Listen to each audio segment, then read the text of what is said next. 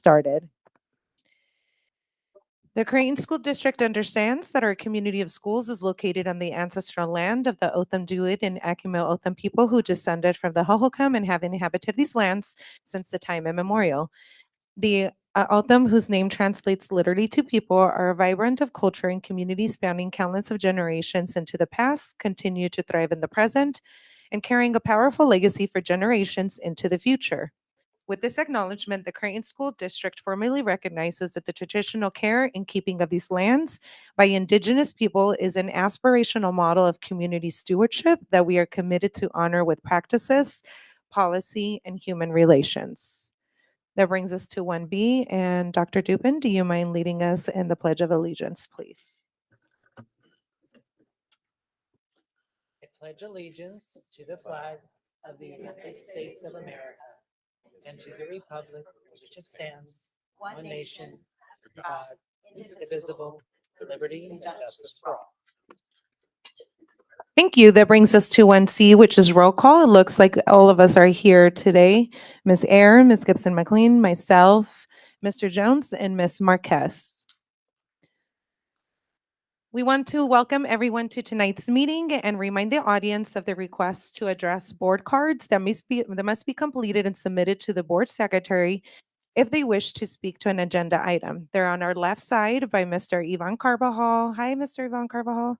If anybody wants to do an agenda item, board policy provides for 2 cards, white cards to be submitted in order to speak to an agenda item, and blue cards to be submitted in order to speak during public comments.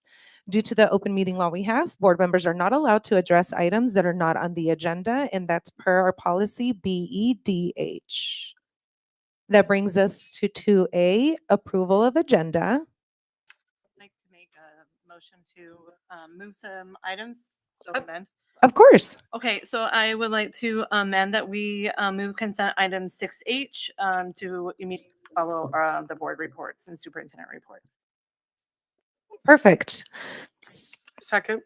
Thank you. I have a first and I have a second that item 6H, was it H? Yes.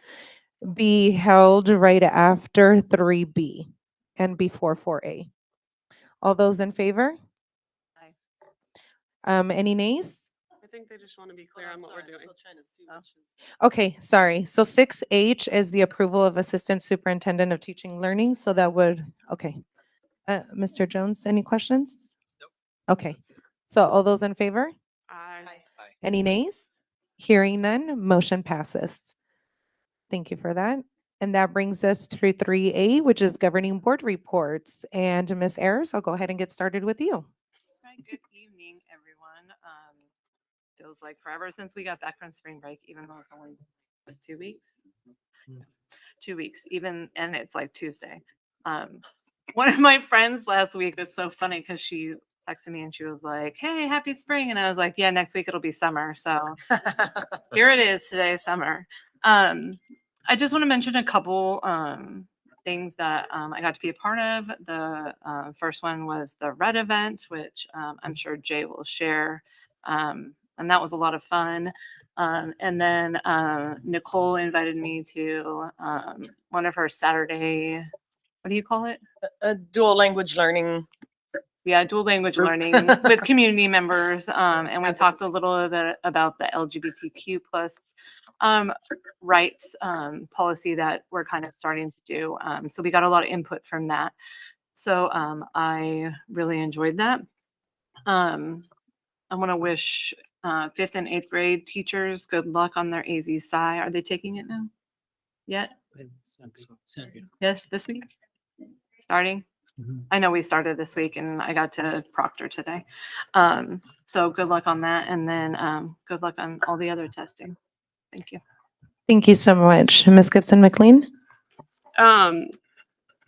We're moving right along in terms of the advisory committee. We have 3 meetings left, the 1st, the 14th, and the 28th.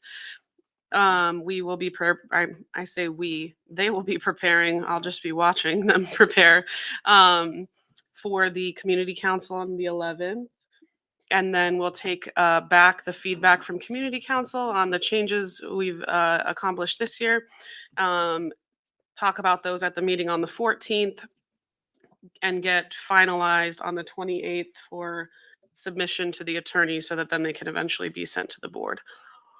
I do anticipate this committee needing to continue again. So I'm just going to throw that out there as a possibility. Because there's obviously time is a thing that's elusive to us in this committee when it comes to getting into these conversations. So the last meeting that we're having where we're actually going to be discussing any policy changes is going to be April 1st, coming up quickly. After that, everything's going to be kind of prepping and finalizing everything to get submitted to the attorney and then to the board. We did get through quite a few policies this school year, so I'm definitely happy with that as well. Man, yeah, it's already, it's March. You know, when I moved out of education, I feel like it was all really easy to remember what time of year it was. And now that I mean, it's been 10 years since I left education, but I always forget what month it is or what day it is. And then I'm like, oh yeah, it's springtime, I guess. But good luck to everybody on testing. And I'm just excited for us to continue the work that we're doing and moving forward. And we're going to have an even better school year next year. I mean, I feel like we have a lot of great momentum, and I'm excited for what's coming up after our reports tonight as well. So that's it. Thank you, Ms. Gibson McLean. Mr. Jones? Good evening, everyone. I have nothing to report this week. Thank you. Ms. Marquez? Hello, everybody. Like Heather said, we had our dual language learning group meetup. So this is something that I've been leading for about a year, ever since the first lawsuit came down on us from Tom Horn, and myself and a couple other parents got really mad, and we were like, let's start meeting, and it carried forward. So we've had educators, researchers, other school board members, elected officials, parents, all kinds of folks show up. It seems like it's different every time, but you know, plenty of people in support of dual language learning for public school students and keeping that in the Arizona public education system. So that's been encouraging. We did at our last meeting discuss a little bit about an inclusionary policy that would, you know, be for LGBTQ students, something and what that might look like and what that should include. So that's exciting to see, and something that, you know, we'll be piecing together for our district. Aside from that, I did get to have one-on-one meetings both with Dr. Pombo and with Ms. Shapiro to help myself just get a better understanding of how our system works. And it's just like mind-blowing how much these women know. And so, you know, I'm so thrilled that they're in our district and that I get to work with them. So, and I'll be meeting with Dr. Dupin in a few weeks, and you know, hopefully get to meet some more of the leadership here in the district, so I can, you know, understand what we're going through, what everybody does, and to do my role, serve in my capacity better. Another thing coming up tomorrow, there's going to be a roundtable of school board leaders and other folks in education, whether, you know, from foundations and other organizations, and we'll be discussing the impact of the dismantling of the Department of Education. I'm excited to see what comes out of that, who we'll get to meet, and hopefully start coalition building with some other groups, and, you know, because we need to stand together to defend our students and our schools. And then the last thing is I've been invited to join the Save Our Schools Arizona Network School Board Fellowship. That'll be starting next month. And again, another kind of opportunity for me to grow as a school board member and to like learn the ropes and, you know, see how we can defend public education here in Arizona.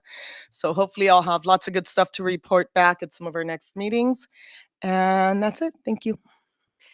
Thank you so much. I do have a couple of things. First of all, happy Women's History Month. I'm really excited for this month too, especially given one of our agenda items today on how we're increasing the woman of color force over here in Creighton. So I love that for us.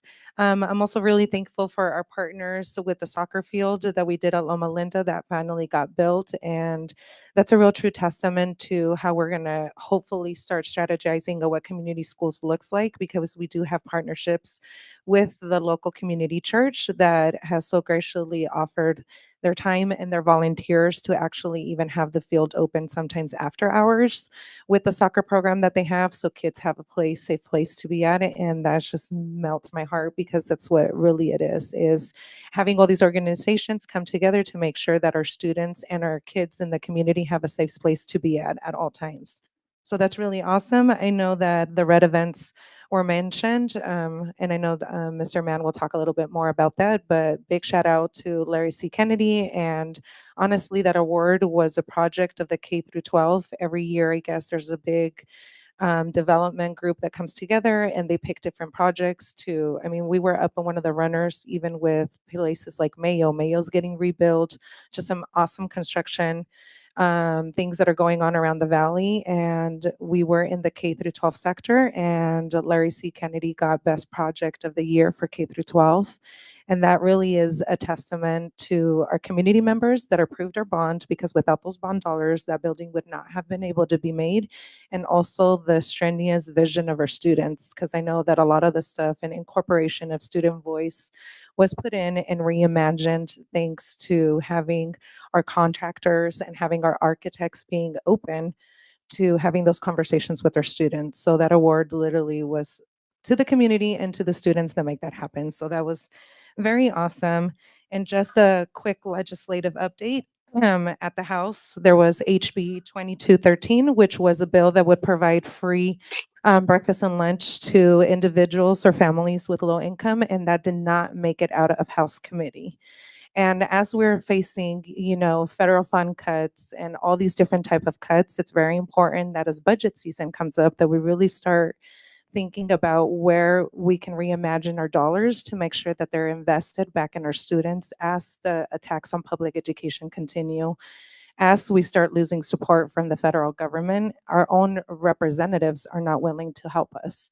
So really, as public entities, there's really not anybody that's going to come and save us. We're going to have to really come to some hard decisions as a governing board together with community input. But at the end of the day, what works best for our students? There's some students, and I say this all the time, that will be okay and will manage to make it out of the system regardless of what happens federally, state, or locally. And there are some students that are not. They completely depend on the services that we give them as a public entity, and it is our responsibility, regardless of immigration status or what color they are or what they want to be called or how they want to be identified as, that we are giving all our resources to them. So as these budget conversations come up, and knowing that we do not have support from our legislators, we do not have support from our federal government, and we don't even have support from our local superintendents in education here in Arizona. So these are real things that are happening. And as we're having these conversations, I would hope that everybody keeps that in mind, and that our ultimate goal, at least for me, myself, is that our students are being looked at and centered in all the decisions that we make. With that, I appreciate your guys' time, and I'll turn it over to Mr. Mann. Thank you so much, President Carrillo. I think I'm going to change up the order in which I share things, since we brought up the Red Awards a few times. So I had the pleasure of having the stress of carrying a glass award to this meeting. It was a couple of touch and go moments. It has made it here successfully. But as President Carrillo and some of our other board members have mentioned, it's a pretty big honor. The projects that were in the education space for K-12 Education Project of the Year this year were some pretty heavy hitters, and we were just blown away to be selected. But in talking with some of the other districts that were nominated, one of the things I keep hearing from them is the more we learn about what your district did with Larry C. Kennedy School, the more we don't begrudge you having won this award. So people are pretty blown away. And as President Carrillo mentioned, it's our Creighton Kids Congress kids that really had a lot of input with the architects and the construction firm. It's something that we do I think that's a best practice here in the Creighton district. Dr. Pombo talks about bright spots a lot. It's one of our bright spots, right? These students have not only helped us create an award-winning school that has student input into it, but they've also had impact on our selections and recommendations to the governing board for curriculum. They've been involved in, a number of key processes. We just had a really cool piece of news come our way. As a lot of you know, we're in the process of implementing the ruler method throughout our district to help students be able to identify their emotional state and help them develop better executive function skills. We went through an overview of the ruler method with those students at our last Kids Congress, and come to find out that at Gateway School, we did not know that this was going to happen, but the young ladies that were representing Gateway School went back and did a PD for the teachers based on what they learned during Kids Congress. So we have some amazing future leaders in our district. And so the work we do with student outcomes focused governance and all the focus that we put in on trying to raise student voice, I think not only benefits our students and our community, but ultimately will benefit our whole society, because we have the future's leaders here among us, and they are proving themselves as we go. I'd also like to give a shout out to Chase Building Team, Weddell Gilmore, BlackRock Studio Architects, all the subcontractors, the partners that worked on this. We were told the project couldn't be built. We could only build half a school with the budget we have.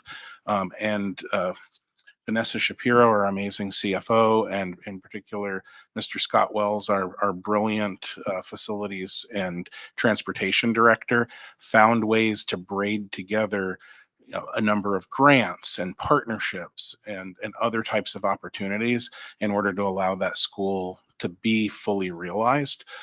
Even though at a slight delay, some of the projects were being built this year as the school was operating, because they were dependent on some of those grant funds coming through.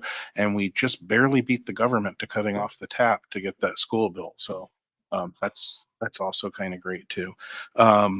In addition to being recognized for that, this week, we did not know that we were in the running for this, but we received the 2025 edition of Ranking Arizona. For those of you who watch the show regularly, you might remember last year about this time, we were surprised to discover that we were ranked number 4 amongst all elementary school districts in Arizona by Ranking Arizona. We maintained our number 4 seed for this year, which we did not know was going to happen. So I'm speaking as close to as I can. It keeps drifting away, but thank you. We're in really good company with our neighbors at Osborne, Litchfield, and Tempe Elementary School District in the top 4 for the state of Arizona for elementary school districts. So, and that's actually based on members of the public ranking us. So that's not like we nominated ourselves for something or anything like that. So pretty powerful honor and a pretty big surprise. And then I see for one of our future items, Mr. Isaiah Washington is here with us, and I want to give him a big thank you. He's our IDAC coordinator and was kind enough to share some news with us today, which was that from the tournament over the weekend for the IDAC tournament, we had some amazing showings from a number of our schools. But probably the biggest piece of news is that our district champions for girls basketball, the Biltmore Prep Academy girls basketball team, is now also the champion for the Phoenix City Championship. And so they actually. And then, I mean, there's so many good things have been happening, but we have other things to do.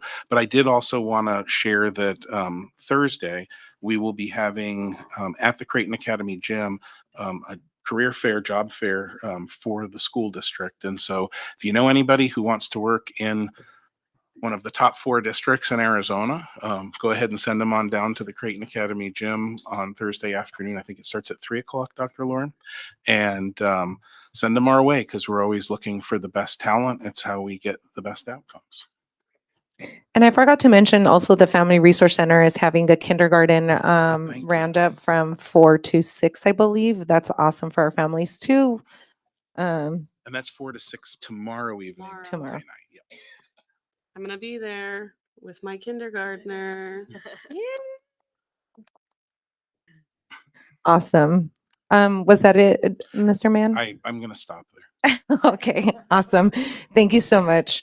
So now that brings us to what would be, I guess, 3C, which was 6H, and that is item approval of Assistant Superintendent of Teaching and Learning. And Mr. Mann, I'll let you go ahead and take it off. I appreciate that. I'm super excited for the recommendation that we're making. And prior to having the board vote on that recommendation, I'd like to turn it over to Dr. Lauren to share a little bit about the process and the decision. Okay. Madam President, members of the board, the Creighton School District conducted an internal process to recruit and hire the Assistant Superintendent of Teaching and Learning. The superintendent surveyed interest and screened candidates. An interview was conducted by the superintendent, the Assistant Superintendent of Business and Development, and the Executive Director of Human Resources. The candidate being recommended this evening is Dr. Larissa Pombo. Dr. Larissa Pombo is currently a member of the Creighton School District leadership team with 28 years of experience in education.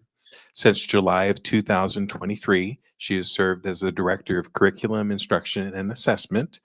She has been instrumental in bringing the DataWise process to our district, has reorganized our coaching model, oversaw the curriculum adoption process for science, and has been deeply involved in student outcome-focused governance work. She has served as the Director of Elementary Initiatives for the Leona Group Schools. She holds a Bachelor's of Arts, Master's of Education, and Doctor of Education in Educational Leadership Innovation from Arizona State University. She began her teaching career in 1997 as a fifth grade teacher at Peoria Unified School District, where she was promoted to Improvement Specialist, Assistant Principal, and then Principal. We are very proud to recommend Dr. Larissa Pombo as the Assistant Superintendent for Teaching and Learning. Yay! I am super excited for this, and I'm going to invite you over to the podium if you want to say a few words, or if any of our board members want to say. We might want to vote. Oh, I'm sorry. You know, being I'm just so excited. being superintendent, you just get to be the killjoy all the time. So. Yes. Yeah. I got two killjoys up here. All right. So I move the governing board approve consent agenda item H, which is the approval of Assistant Superintendent of Teaching and Learning, Dr. Larissa Pombo. I second. All those in favor? Aye. Aye. Any nays? Hearing none, motion passes. Yay. Bing bong.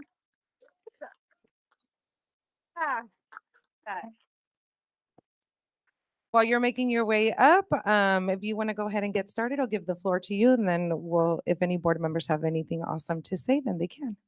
Well, President Carrillo, members of the board, Superintendent Mann, the executive team, and everybody here tonight, I was thinking, I didn't know if I'd have an opportunity to speak. And so I was thinking about what I wanted to say tonight, and I'm just going to speak from my heart. I am very thankful for this opportunity. I feel very fortunate to be able to work for Creighton and alongside everybody in this room. Everybody here is such a great team member, and we all care about kids. And I'm excited to continue the work with student outcome focused governance, that all of our students thrive in our classrooms, have rigorous learning opportunities, and they can do whatever they want when they graduate from Creighton and compete with anybody, anywhere, anytime. And so I'm excited to continue this work. I do want to introduce my family because I wouldn't be here without my family, my friends, and all the educators in my life, starting from Peoria, Leona Group, and here in Creighton. But my daughter here is Eva Luth Pompo. My niece, Julieta Hernandez. My husband, Jose Pombo. My brother-in-law, Isaac Hernandez. My sister over there, if you don't recognize, we have the same birthday, but we're not twins. And then that's all my family. But I do want to thank my team for being here, and especially all the principals and coaches and assistant principals that I work with every day. So thank you. Yay, thank you. Board members, Ms. Harris, would you like to share anything? Yes, I think it's a testament to how many people showed up tonight from the schools. And I was so thrilled. When I talked to Jay, I was like, we are hiring her, right? So I am so thrilled in the wake of losing Eric. I am so thrilled that you're joining our team in this capacity. And I really appreciate you. Thank you. Thank you. Ms. Gibson? Everybody's gonna make me cry. There's so many like uncertain things right now, and I think like hearing you say that, and then just how you show up and everything is so it like instills a lot of confidence, and you make me feel confident about where we're going and safe. And so thank you. Thank you. Beautiful. Mr. Jones? I won't cry, but I just wanted to say, like, it was a little downhearted when we heard about Dr. Tubin moving on, but excited for him as well. But I just wanted to share when Mr. Mann named the top candidate, how relieved I was. So, Thank you. congratulations. Yes, just a little misty-eyed, but no tears dropping yet. But I am echo what everybody said. I'm very happy that you're moving up in this capacity, and excited to see where you help lead us. Thank Yeah, you. thank you so much. And I love that you're a community member. Obviously, that just shows how much you really do believe in Creighton, believe in the community, its students, and its staff. And I know these few last years working on SOFG and trying to be a little bit more student outcome focused has been a struggle. And it's amazing to be able to collaborate with direct administrators that are on the same path and vision to seeing what's possible for our students. So I appreciate it. I am in awe, and I cannot wait to continue collaborating and working with you. So thank you again. And I'm so glad that you chose Creighton and for you to be here. Me too. Thank you so much.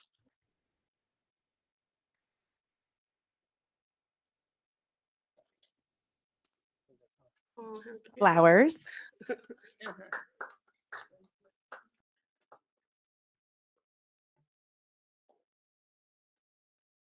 And then did you want to take any pictures or anything with your family or anything? We can take like a small 5-minute recess and then we continue with the board meeting so you can get your time. Okay, we'll go on like a 5-minute recess. Thank you.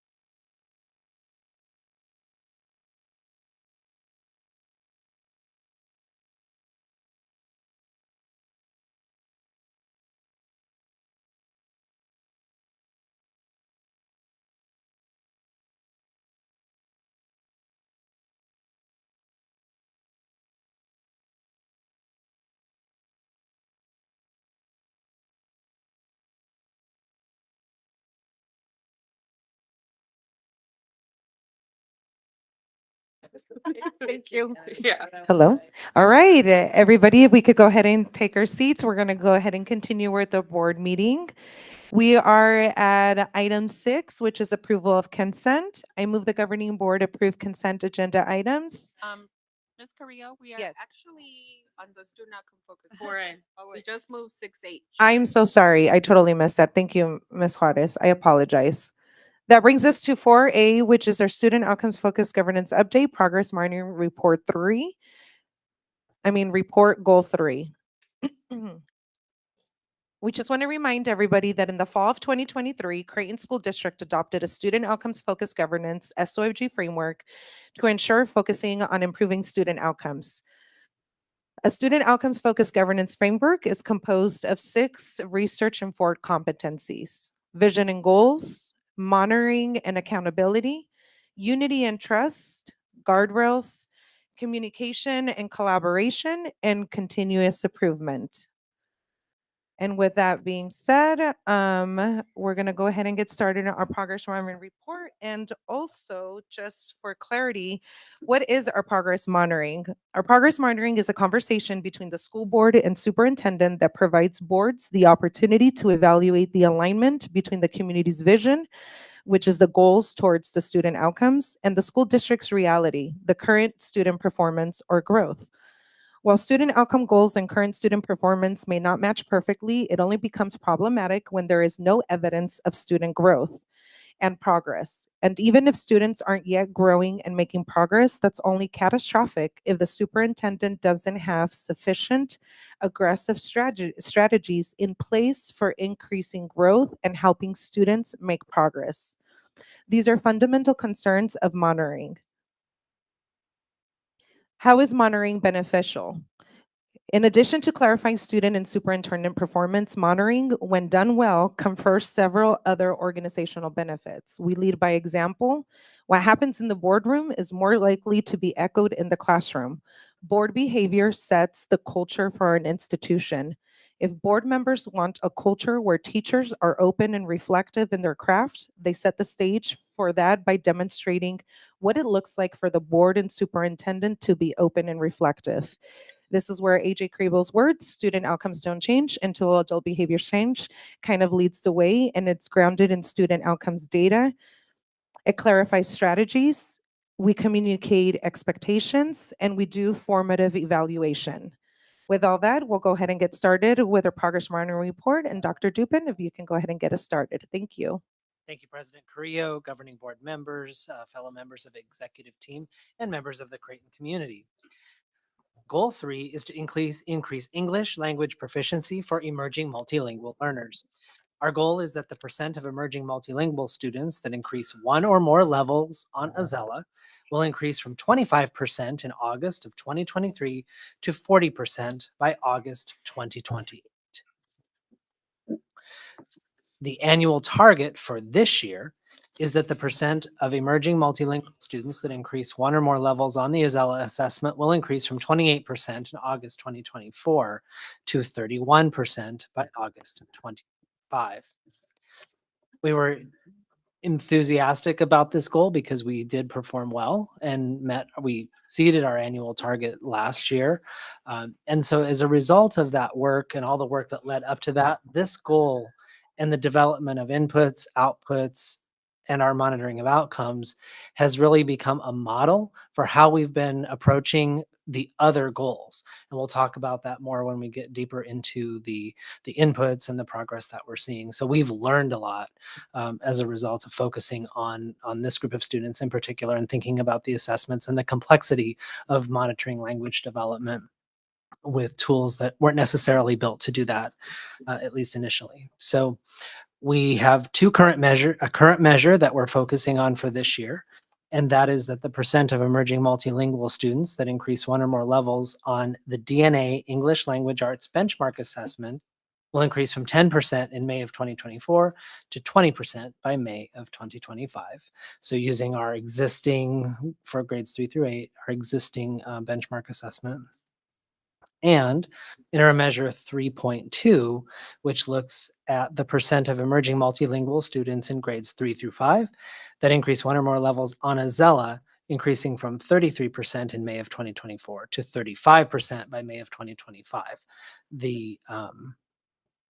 These data we do anticipate sometime in May as we have completed our Azella testing for the year so far, but we don't have new data to bring to bear tonight for interim measure 3.2, but we will go into depth on current measure 3.1.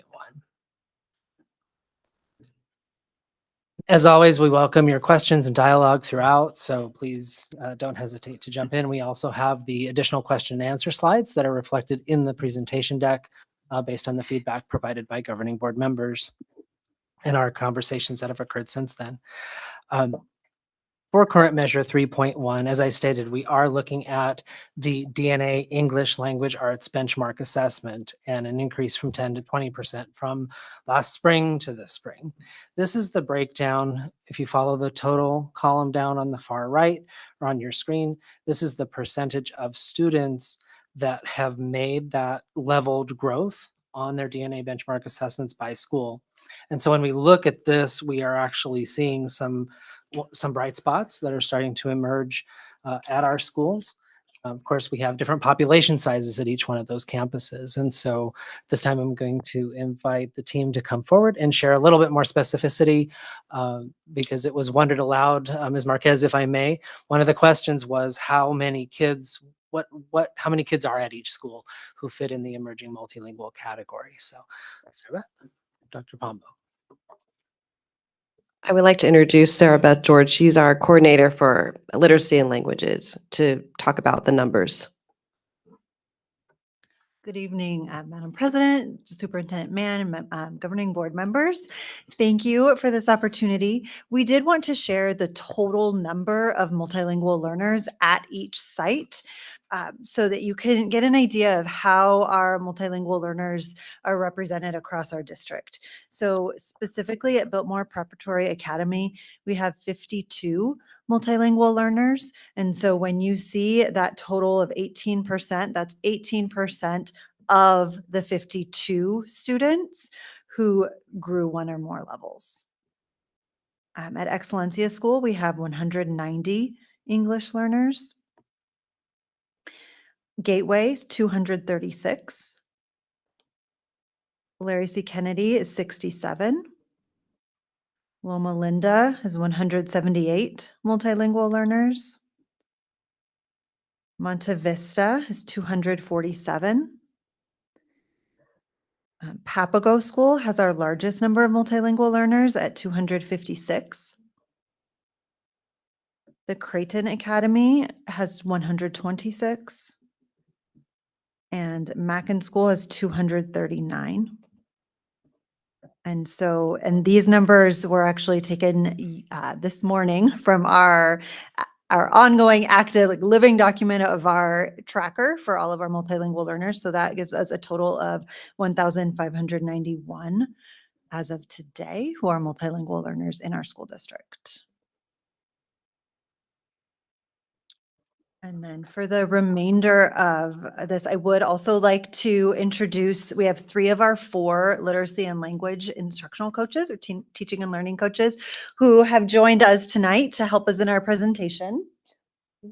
I'll introduce them each. So Jessica Solorzano was unable to be here today, but she sends her good luck to all of us, and she's very much involved in this as well. So Clarissa Minton serves Larry C. Kennedy, Loma Linda, and W.T. Mackin. So she supports our targeted and integrated English language teachers of multilingual learners and also our literacy teachers. And then Miss Amber McLean serves Papago and Excellencia schools. And Mrs. Taya Stanford serves Gateway and Monte Vista schools. And then Jessica Solorzano serves the Creighton Academy and Biltmore Preparatory Academy.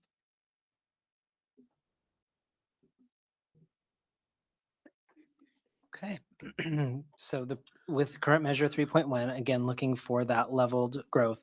This is the percentage of students increasing performance or achievement 1 or more levels on the benchmark assessment over the last 3 years so far. So what we know at this point in time is that in the 23-24 school year, the percentage of students of emerging multilinguals who increased one or more proficiency levels from the pretest to interim benchmark 2, that's this one here, increased by 3%. From pre to 1, pre to 2, that was a 3% change. In 2024, 2025, the pre to interim benchmark 1 starting point was actually 3% lower than the prior year. So we had 7 in 23, 24, 4%, meaning this year we raised appropriately. We raised our current measure, and the kids at the beginning started out from a little bit of a lower place based on the prior 3 years. So we know some things likely affected that. What we're encouraged by is the fact that the gain of the 5% jump from pre-IBM 1 to pre-IBM 2, that 5% means although they came in at the lowest amount of kids growing that much in the beginning, they actually grew faster than the cohorts of students in the prior 2 years. So what that means is the jump from this column to this column is greater, faster, or as Superintendent Mann pointed out, the trajectory of increase is farther, faster. So that does give us encouragement. So we have caution because the current measure is quite high and does exceed where we were last year. And there's 11% yet to go. And as a reminder, interim benchmark 2 was taken in by the students in December. So these data are, now they've got a couple months on them, a couple months of additional instruction have occurred. But that's still a big jump. And so to reach current measure 3.1 by May, we need to see an 11% increase in the percentage of students growing one or more levels. And so because we haven't had that 11% jump in the past, we are not able to say that we are on track at this time. However, we are encouraged by the rapid rate of growth that was shown between the beginning of the year and IBM 2. If I could share, Dr. Please. Dufin, one of the conversations we've had was kind of triggered by some of the questions that the board provided and just us wrestling with this data, is that there's different ways you can interpret this data set. So you could look and you could see that over the course of the prior 2 years, from pre-IBM 1 to the post, our 2 levels of increase were 6% and 10%, right? So if you assume that that's going to be the same maximum level of growth, then our best case scenario is 19, which doesn't quite get us to 20. But if you look at these as percentages, what you'll see year over year is an improvement in percentage of growth. So if you look at the 22-23 school year, you see a 100% increase over that time period. If you look at the 23-24 school year, where our team and our teachers in our classrooms started implementing some of the strategies that we've really enhanced and added on to for this school year, you'll notice that increase was more than a 100% increase, because 100% increase would have taken us to 14, but we went all the way to 17. And likewise, if you look at the 7 to 10% from beginning of the year to pre-IBM 2, that's really a 40-something % increase, and then the increase from the mid-year to the end of the year is a 70% increase. But when we look at this year, we literally had a 125% increase from pre-test 1 to pre-test 2. So I think that's why we're really we don't want to rely on hope. We're going to rely on hard work, but we are hopeful, because if we're seeing that 125% increase because of some of the strategies that have been put in place, there's no reason to believe that those strategies won't have had a greater impact throughout the course of the year as more PD takes place, more coaching takes place, and put us in a position to have a significantly higher increase from mid to post than we've had in prior years, just like we've had a significantly higher increase from pre to mid this year. And if that were to bear out, then it is very possible that that we are very much on track to hit that 20. So I'm not trying to Pollyanna it, make excuses, any of that. We're taking a very conservative, realistic approach with showing us as not on track based on mathematical progression. But if you look at the geometric progression in these numbers, then that may actually be telling us a different story and predicting a different outcome.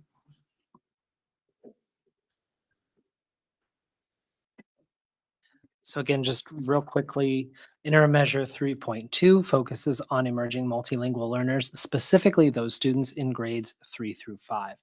So this is not new data. This is where the students finished Azella last year and the percentage of students in grades through 5 who increased by one or more levels by school. So again, we see a large range, but many students able to make that growth. And this is where we're going to bring additional data once it's available in May. And we probably will have to bring like a preliminary result in May once the data are fresh. We anticipate them mid-month. But then all of the final goal and guardrail data is based on cleaned, full academic year. Once we've gone through and really vetted out the data to ensure accuracy, usually there's not a big change, but then we'll do an update once it's been fully verified. So at this time, we'll talk about the inputs and the progression that has been made. Okay, so these are the same inputs that we reported on before, just the progress where we are on these inputs. So the professional learning, we have 40 targeted SCI program teachers are completing a professional development. So as of March, 3 of the 4 sessions have been completed. And then the 10 SCI targeted teachers, the teachers that are receiving the training from our consultant. As of March 18th, 11 teachers are included and all the training days have been completed, which we do have 1 day left with one-on-one coaching with our consultant. And our consultant's going to guide us with our pacing guides and look at, because currently our teachers look at the literacy units and then look at the SCI standards from there. Is that correct, right? We want to do it the other way where they look at the SCI standards and what order for our teachers that are teaching the targeted instruction. So we're going to have our consultant help us with that in this spring. The instructional coaching, all 4 language and literacy coaches have been a part of that professional development, and they've completed all of the training, and they're going to be part of that one-on-one coaching with the consultant. And all 4 literacy coaches, literacy and language coaches have completed for the 5 days through the Arizona Department of Education. And our instructional materials, as of March, we have 8 teachers implementing Language Power. And then our SCI family nights, you could see that in Q1, we had 135 families, Q2, 189, and this last quarter. I'm sorry? Students. Oh, students, yeah. Oh, by students, yeah, sorry. 99, and the 99 were, obviously we're disappointed by that number, but it was during the time that the immigration things came out and we did have lower attendance at other family events. So we think we attribute it to that, but we're continuing for Q4 to promote it for our families to come to our SCI nights. And some teachers have some ideas of how to increase the attendance. And S just to help out with the acronym for those who aren't familiar, SCI stands for Structured English Immersion. Yes, thank you. Then we also decided to get some street data and talk to the teachers and the students and our families. So this first slide is where we talk to our teachers that are going through the explicit language instruction training with our consultant. And you could see in the survey results, wait, is it all our teachers or just the ones participating in the 4 Wednesdays? Yeah. Okay, the 4 Wednesdays. So a rating of 5 is strongly agree. So you could see that most of them strongly agree that what I learned in today's session will positively impact student learning. And then on the side, I'll give you a second to read them, but there's quotes from the teachers after the training.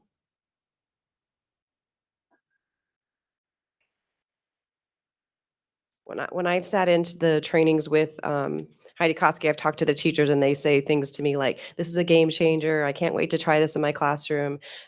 They are confident in the strategies that they're learning. And then they're also, the teachers that are in the cohort are getting that coaching in the classroom. Ms. George is going to talk about the feedback from our students, right? Okay.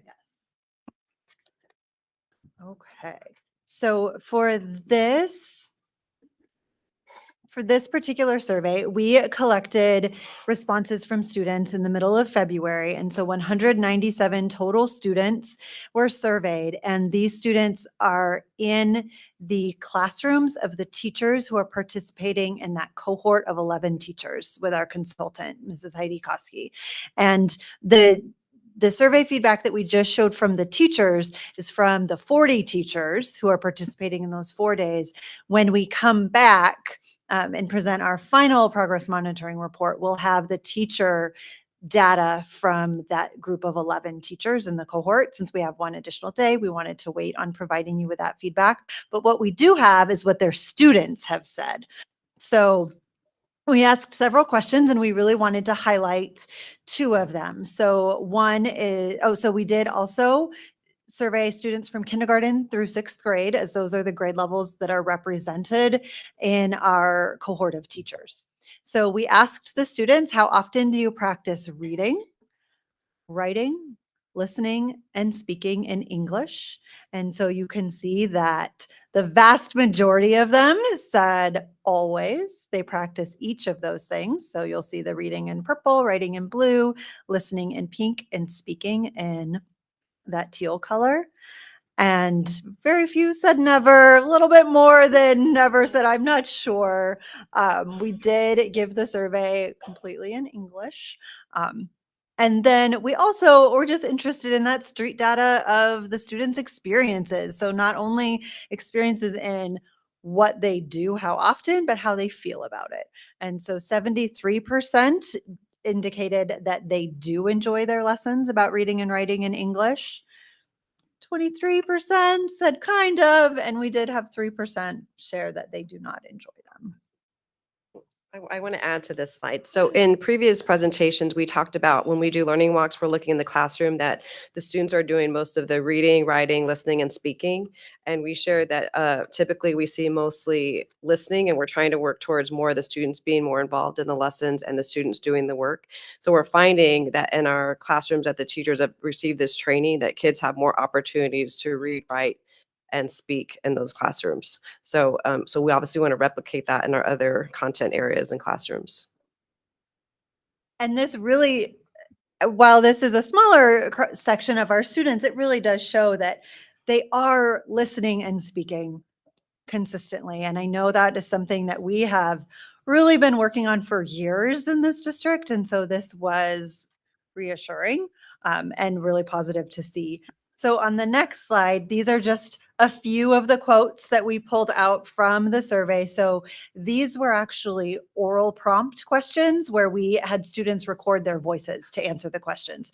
So they did not write these, they spoke the answers, and we scripted them. And so I wanted to highlight the 1st grade student who said, "I love to write sentences about what I like and don't like." Really shows that relevancy really matters to kids. And we'll give you a second to read the additional responses that we've highlighted.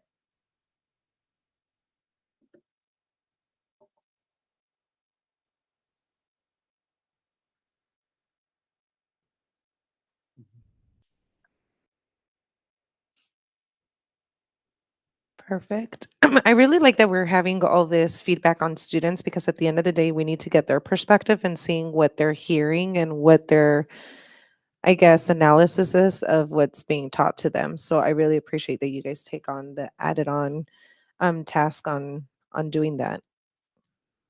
Also impressive from the 6th grader. I'm just be real. I got to high school from this district, and I don't know that I could tell you anything about subject verb agreement, and I'm not an English language learner. Right. So just an interesting thing to see there. That's great. In reflecting on our progress with this work this year, and Superintendent Mann has been really a leader in this. We've really recognized that the students' perceptions about their learning and about their position as the center point for the learning is really a game changer, and it's 100% an output. So if we can help ensure that the kids understand the purpose for the learning and are given regular opportunities to reflect in how that process is going for them, it puts them more in charge of the learning, puts them more in the driver's seat. And then that ultimately, our expectation is that it really shows up in our outcomes at the end of the game. Mhm. And then in addition to asking them what they like, we also wanted to hear about what they would like to see changed or different. And so on this slide, I would like to highlight the third grade student who would change learning to write more and read more, which is a great problem to have, right? We could absolutely work with that. So I'll give you a second to read the rest of the responses.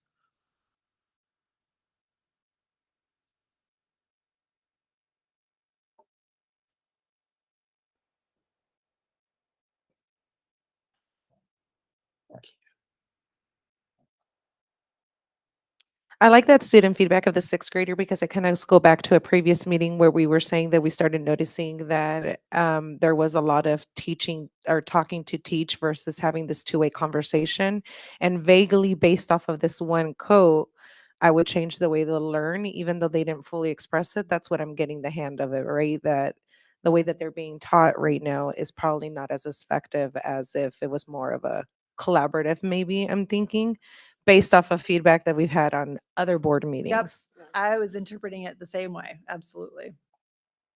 This triangulates with a big piece of feedback that has come from our team of principals. So as throughout the year, one of the things we've been collaborating on is the need that the principals have really identified for more frequent opportunities for formative assessment, Mm. but not just formative assessment that's, you know, casual for lack of a better term, but consistent and systematic. So one of the things that we'll begin doing more work on, and we anticipate bringing you updates about, is the development of our common formative assessments and the making that the priority for this summer's curriculum design work. Because if we are using formative assessment effectively, we shouldn't be in a position to give kids the same content over and over again, or content that they feel is repetitive.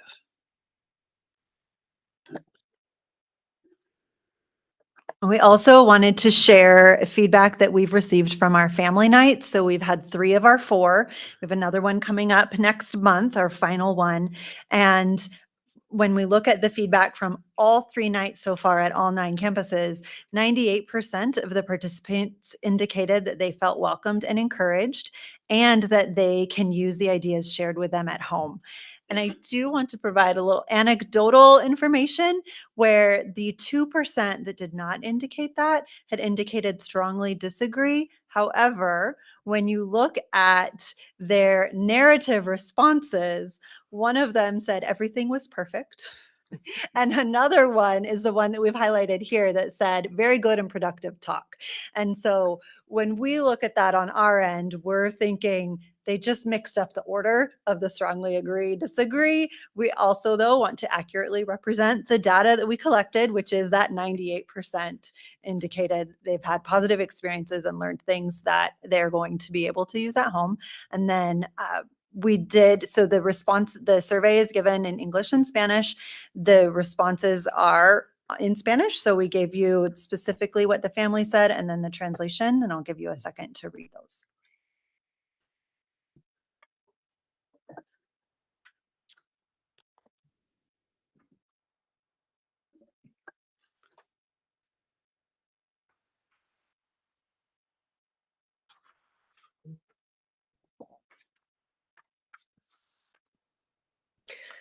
Okay, so the next slide is what is working, which we've talked about, the language and literacy coaches becoming expert in explicit English language instruction and using their knowledge to co-plan lesson modeling, coaching, or reflection activities with teachers. Strategies learned during the intensive professional development sessions are being observed in classrooms. And of the 8 teachers who have been implementing our new language power story resources, all have expressed positive feedback regarding the materials and student learning experiences. What needs more attention, what we've been working on this quarter, our assistant superintendent business and development. I've been working closely with Ms. Shapiro about funding for our SOFG goal. And part of that is to secure some funding for another cohort for next year. So we have one cohort and then adding another cohort. So we have more teachers that are getting this training and coaching. And then also explore options for increasing our coaching and coordinating capacity by splitting the coaches from literacy and language, from literacy coaches to language coaches, so they can concentrate on our K-3 literacy and concentrate on language development, so they're not focused on both content areas. We're also exploring how to use the Azella Mimic in the FastBridge screeners as a new interim measure for next year. And once a new interim measure is adopted, it will be crucial to maintain a balanced assessment strategy. Like, we don't want to do excessive testing of our students that are emerging multilinguals. That's what we're looking at right now. And if I could elaborate on the Mhm. mimic for just a second. So Renaissance. Would that be a formative assessment if you guys came into a mimic? That's part of the conversation, Okay. is how to fit, where to fit it properly so that we're not over testing. Right. Because if we give our emerging multilinguals the regular benchmark and a bunch of additional assessments that mimic Zella, that's a significant amount of it. It's too much. Right. Just being honest, that's too much. And at the same time, we also don't want to deny the students the opportunity to show what they know on the content test of the DNA. So that's the grappling that we're kind of dealing with. And the people that make our benchmarks, they've really heard our feedback. So they've been very urgent around creating these tools so that we have access to better language assessment, not content English language arts assessments. So we're excited, also puzzled by how best to balance out the different sources of assessment. And I was just going to add that ironically, while Dr. Dupin and I were looking at the progress monitoring, the representatives from Renaissance had come in because they were going to be working with Mr. Tyson Myers to get him up to speed on this mimic. And so they shared with us, that this is coming forward. And I can't blame Dr. Dupin at all. It was probably largely me that kidnapped them, but we pulled them into the room and showed them what we were doing with our student outcomes focused governance goals and what our progress monitoring reports looked like, and really tried to give them a sense of what we were trying to accomplish. And they were very excited by that. One of our neighbor districts is actually looking at moving to this tool set as well. And that neighbor district is one of our partners in SOFG work. So we had a really great conversation about how them as a partner and our districts that are kind of moving in this direction could work together to ensure that their tool sets are not only informing our instruction like we would like them to, but they're also providing us with the things we need to really dig in deep and monitor for our progress reporting, accurately, are we on track for our student outcomes focused governance goal? So it was serendipitous, but it was a really great conversation with them.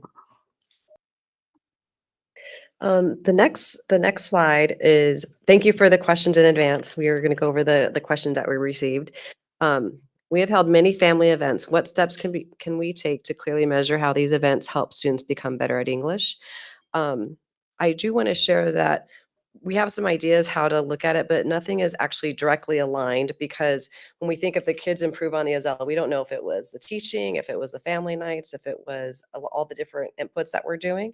And so this could be something that as one of our adult outcomes or adult behaviors that could be affecting it, but we don't know for sure. But these are some things we could do when we look at the family nights. And I do want to thank Mr. Carvajal. He's here. He helps organize and plan these. Is he still here? You just stepped out for 1 second. Okay. He knew you were going to call him out. Yeah. So one idea is to identify the trends of the children of the participants. So look at the Azella growth with the children that their parents came to the family nights. We also, which we just shared, administer pre and post surveys of the event to get the parents' feedback. And then another step we could take is do focus interviews and talk to the parents about the participating parents and understand their perceived impact on the students' improvement with English. So those are some ideas that we could explore to see the impact of the learning nights, but it might not directly measure how improvement on Azella. Any other questions on that one? You saying that made me wonder if there's any way to tie it to another, and I was pulling up our main sheet. to tie it to like a guardrail or something, but I don't know, that's just where my brain was going.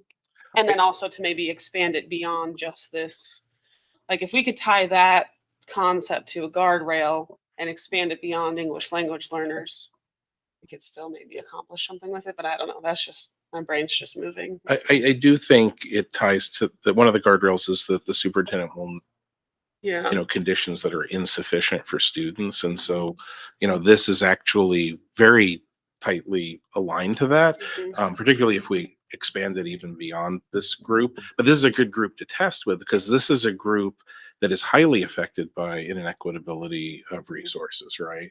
And given some of the things, that we're dealing with what's happening with some of our funding sources that particularly support those inequities, because if you keep in mind things like our federal dollars that we receive are mostly based around some of those inequitable starting points.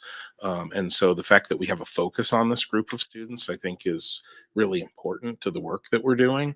But in addition to that, I think we could, if we find that this is helpful in being able to triangulate, being able to do a better job in supporting those students and those families, we could then easily translate it to some of the other areas where we're working, which I think Dr. Pombo and her team are already like considering, because one of the things you heard them say at the beginning of this progress monitoring report is there are a lot of things that are happening that have led to projected success with this particular goal.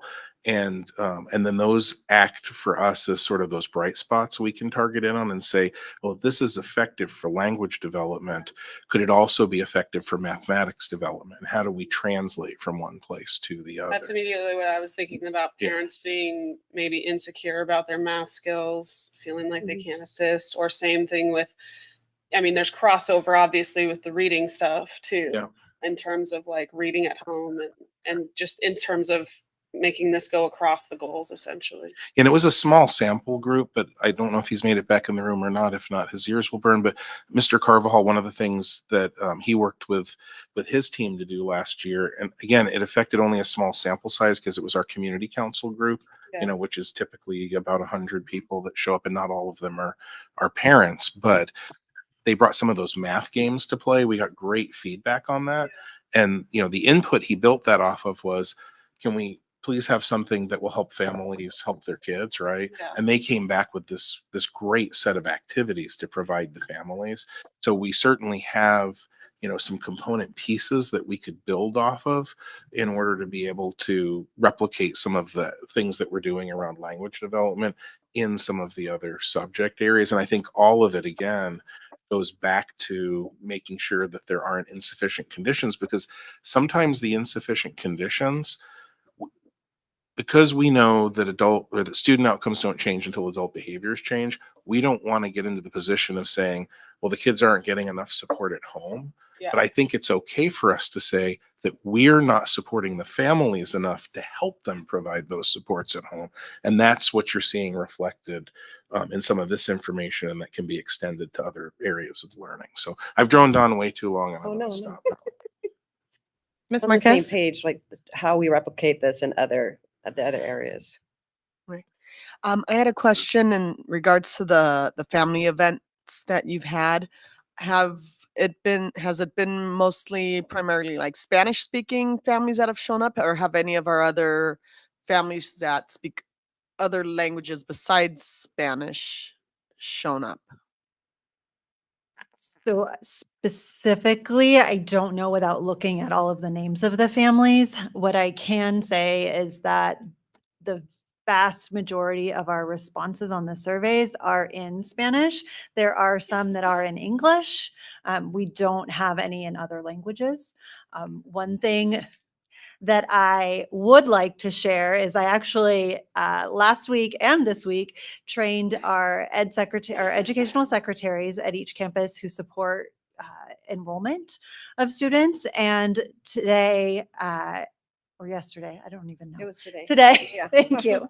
I did the same training with our office managers, and that training was specifically on using the correspondence language in Synergy.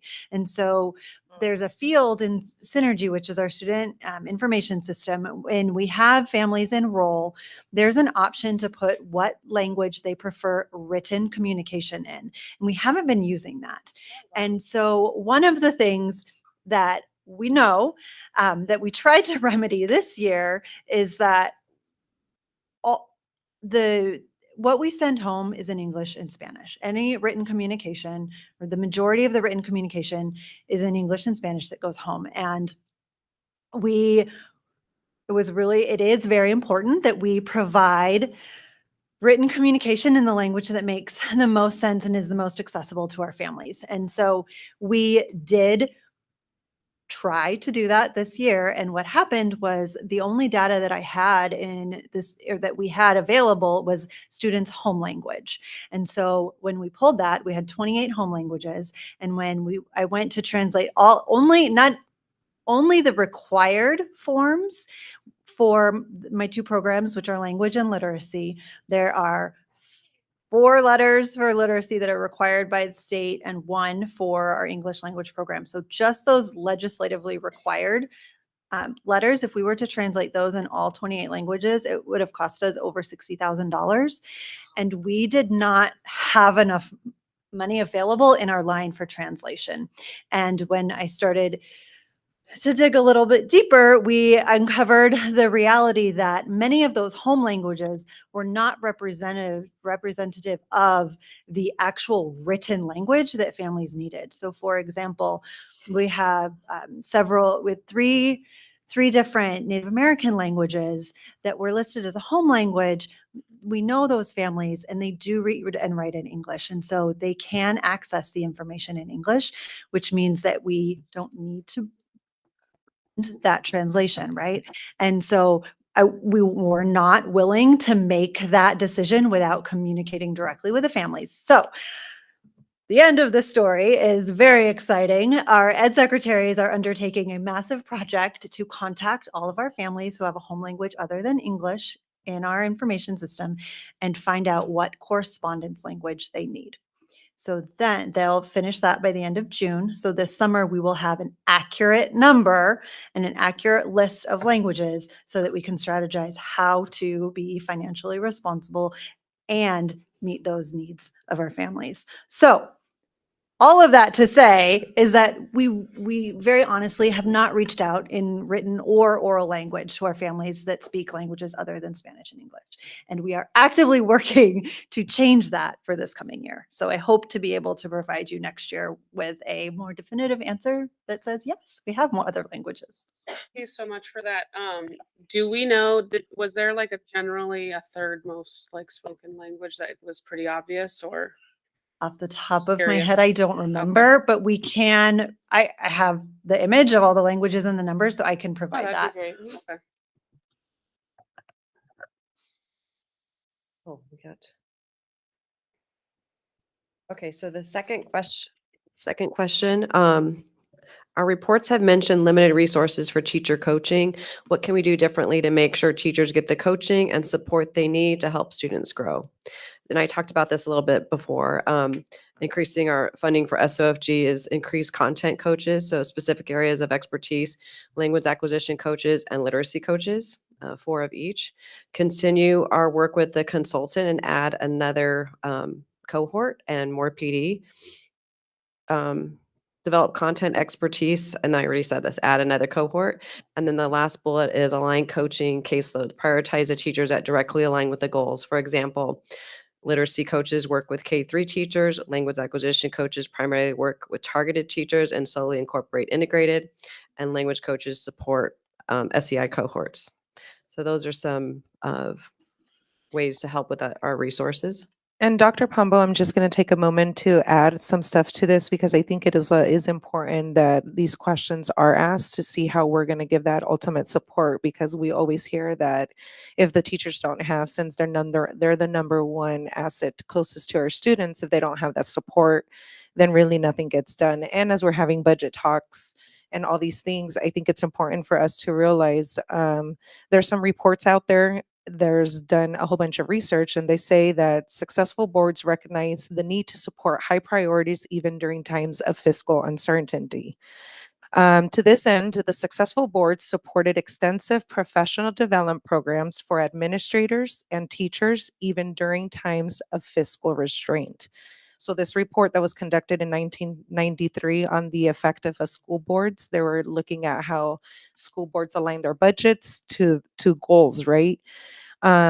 Another part of this research base says that research-based professional development for staff is one of 7 conditions for improvement, typically evident in high-achieving districts. From the board's perspective, members did not simply provide funding for such professional development, but they could articulate specific examples, and this is the board members, of activities and their link to improvement plans.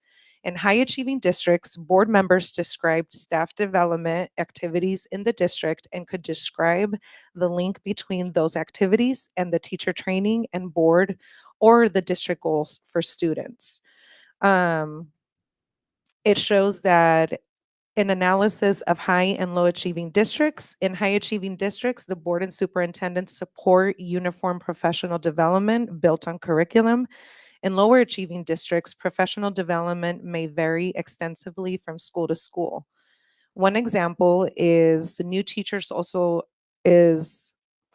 teachers received 18 hours of in-service training per year based on uniform curricula. New teachers also received 6 full days of instructional training, and teachers had common planning periods to encourage collaboration on lesson plans and strategies to address student needs. So basically, this whole report on alignment basically talks about how important it is to have effective strategies by district on improving the curriculum that directly supports either the teachers or the instructional coaches.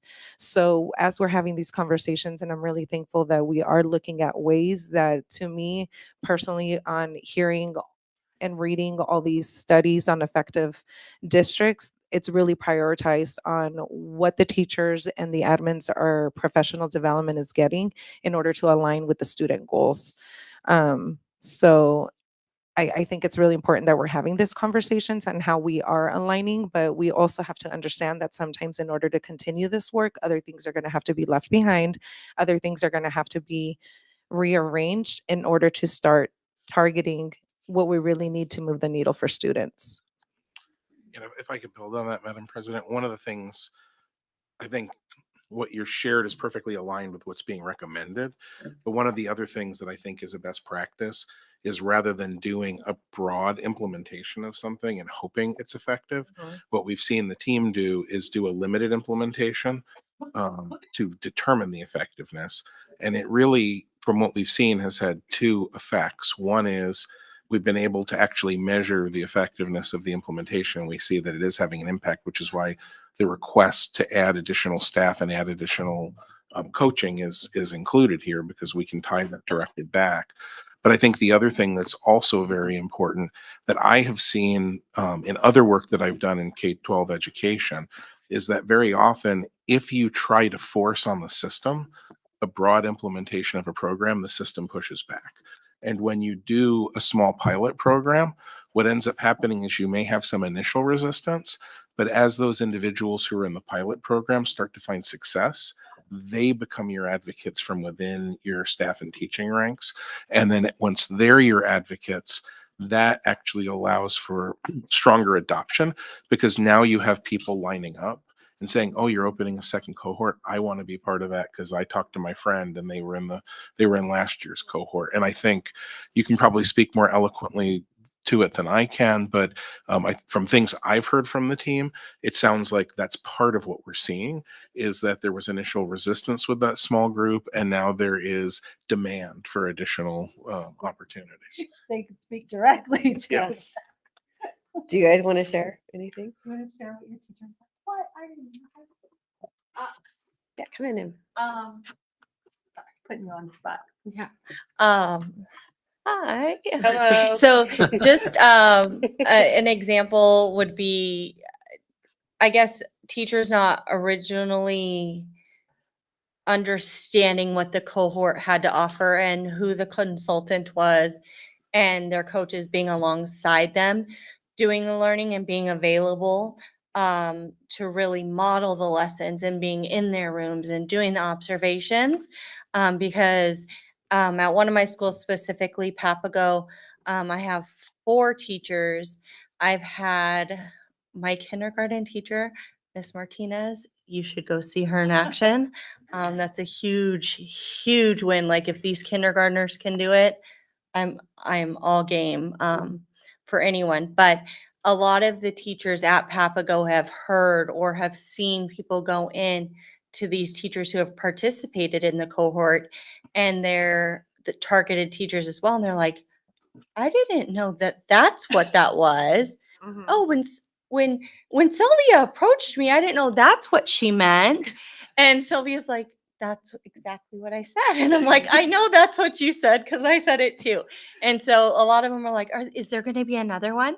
And so they want a second chance at it. So it's been very rewarding to see that, and then also see the teachers that have been part of the cohort that have really embraced it and get their feedback that like, I need to be part of, this next year.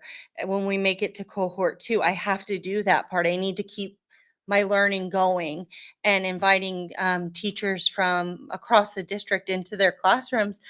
Miss Martinez is a 2nd-year teacher in kindergarten at Papago, and she's had several teachers from across the districts come in and watch her kinders talk about different parts of speech and build sentences and write sentences. It's very impressive. So super, super proud of what the teachers have accomplished. And I love that you said the continuous part, because at the end of the day, this whole framework is based off is a continuous improvement to making sure that we're moving the needle for students. So just like us as a governing board member, we go to continuous, conferences and keep going back and forth, and it sounds like it's redundant, but it's not, because every single time it's just a continuous improvement that we have to continuously do to make sure that our students have the tools that they need to continue succeeding. So thank you for sharing that. I appreciate it. Yes, thank you. They're all going to show up in her class. Tell them Amber sent you. If you tell your Ellie that Amber sent you, she'd be like, Thank you for sharing that. Okay, the last question. We noticed that our current benchmark test, DNA, may not accurately predict student growth on Azella. How can we improve or add other tests to track student progress better and help students succeed? I know we talked about this a little bit earlier, and I don't remember if we talked about this, and I know Superintendent Mann shared this, but basically the DNA assessment measures the grade level standards. I don't know if I'd share this with our new board members. I think it's been And a while since we've and had yeah, that discussion. and the Azella measures their language acquisition. And so my example from before is, imagine you're learning Japanese and you're taking a test, and I'm a 8th grader and I'm taking an 8th grade test in Japanese. I'm not going to show my language acquisition on that test. But if I take a test about how I'm acquiring the Japanese language, and it would show where I am on there, then that would accurately measure my language acquisition. So when we are looking at the DNA assessment, it's not really a really good predictor for us right now of how they're going to do on the Azella. And so some ideas is that we're going to analyze we'll look at the correlation between the benchmark scale scores and the Azella growth. So like, depending on how they do on the benchmark, what does that look like on the Azella? Consider using a scale growth model instead of only measuring movement between proficiency levels. So on the DNA assessment, it's really hard for a person that is learning a new language to move from one proficiency level to another. So just seeing, do they grow on the DNA assessment? Like they scored this on the first assessment, let's just say 10, and now they scored 15, even though it takes 30 to get to the next proficiency level. Are they improving within that level? We also put expand the scope into grades K8, because right now we're just looking at 3-5. Explore DNA Azella Mimic, which is the FastBridge one. Or does Azella DNA has one too? Yes, so Okay. the DNA Azella Mimic is what Mr. Mann and Dr. Dubin were talking about for the Renaissance product. Oh yeah, you're right.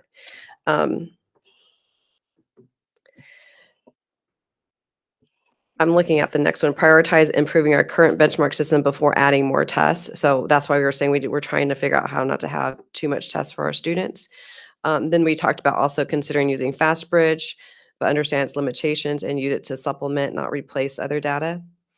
And consider common assessments for the SCI cohort. So we were thinking like if we're redoing the pacing guide, like if we could just test on what the teachers taught each quarter, like a pre and post, to just look at that, and because since what they taught, to see if they're improving based on the lessons they're receiving. So there's some ideas we have to look at for next year when we're looking at comparing how they're doing on the DNA and Azella. Yeah, and one epiphany that I had on this, especially where you said expand the scope to include K through 8, that already tells me that additional dollars are going to have to be fed in from somewhere to be able to have that goal or that interim measure met, right? So as we're having these conversations, board members, and as they're being told us, I think that's something that has to lay in the back of our head too, on how they're strategizing all these new things, but there's going to have to be a give and take as well. We can't be everything to everybody and do everything all at once. So I think because of the historic data that we have, it tells a story, and the story hasn't been very centered on students, and it hasn't been on having them be successful for the next grade level, let alone high school. So as we're getting this feedback, I just hope it doesn't live in a board member question and answer, but as we're going through the budgetary revisions and going through all these things, that we're really looking at what they're telling us and how much more resources that's going to take from, what did you say, 3rd to 5th grade? We're only look at 3rd through 5th right now. Yeah, for this specific major, which is one of our 5 district goals, which to me would be a high priority to make sure that our budget aligns to that, right? Because it is a district goal.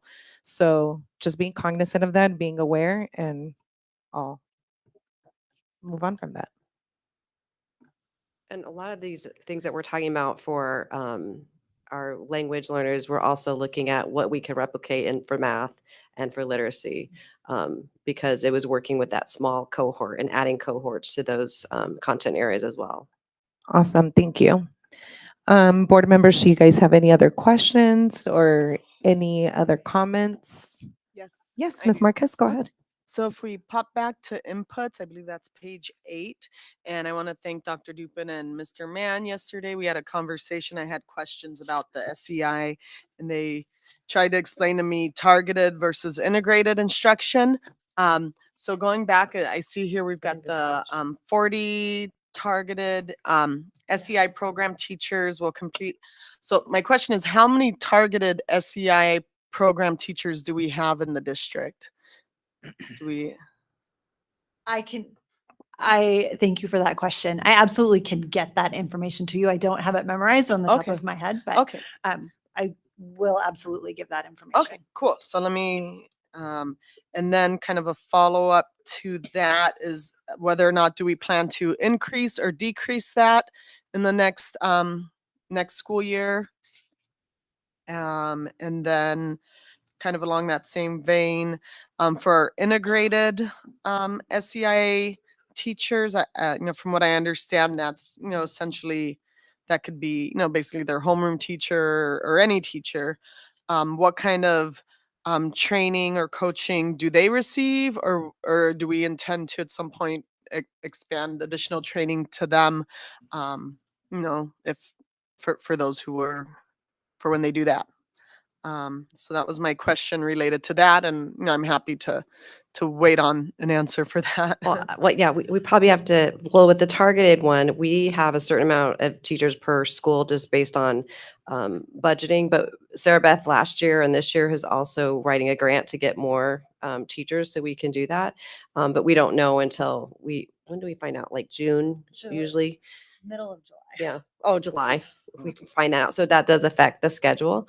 And about the professional development, we haven't developed a plan yet for all the teachers that teach integrated SCI. Okay. Or If I integrating, the standards. Can I build on what we discussed the other day? We talked a little bit about the importance of trying to figure out which models are more effective. Mhm. So is targeted have a greater impact? Does integrated have a greater impact? And a lot of that, how it's implemented at the school comes down to numbers, how many kids, how many teachers. But we have begun having some conversations about that. Would you care to elaborate at all on what we might be thinking for next year? It's a consideration at this point, but Okay. Absolutely. So first, just to give some context around when we say targeted SEI program teachers, we're not saying that we are targeting teachers. What we're saying is we're providing the professional learning to the teachers of targeted instruction. And so in the world of structured English immersion in Arizona, there are 4 different models that we can use to teach structured English immersion.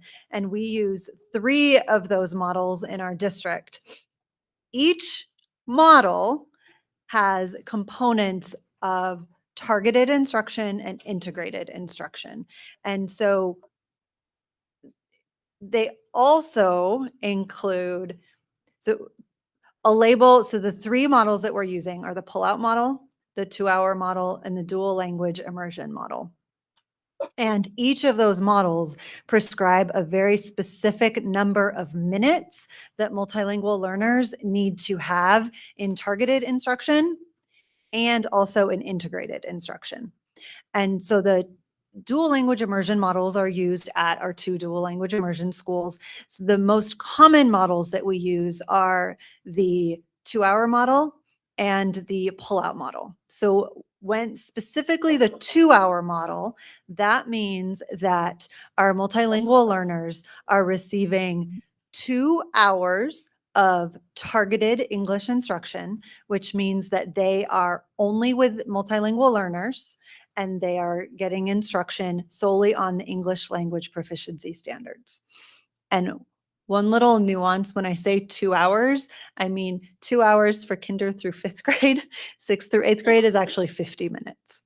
That Or, per day or sorry, per day. So it's 100. So for the 2-hour model, it's either 120 minutes for K5 or 100 minutes for 6-8.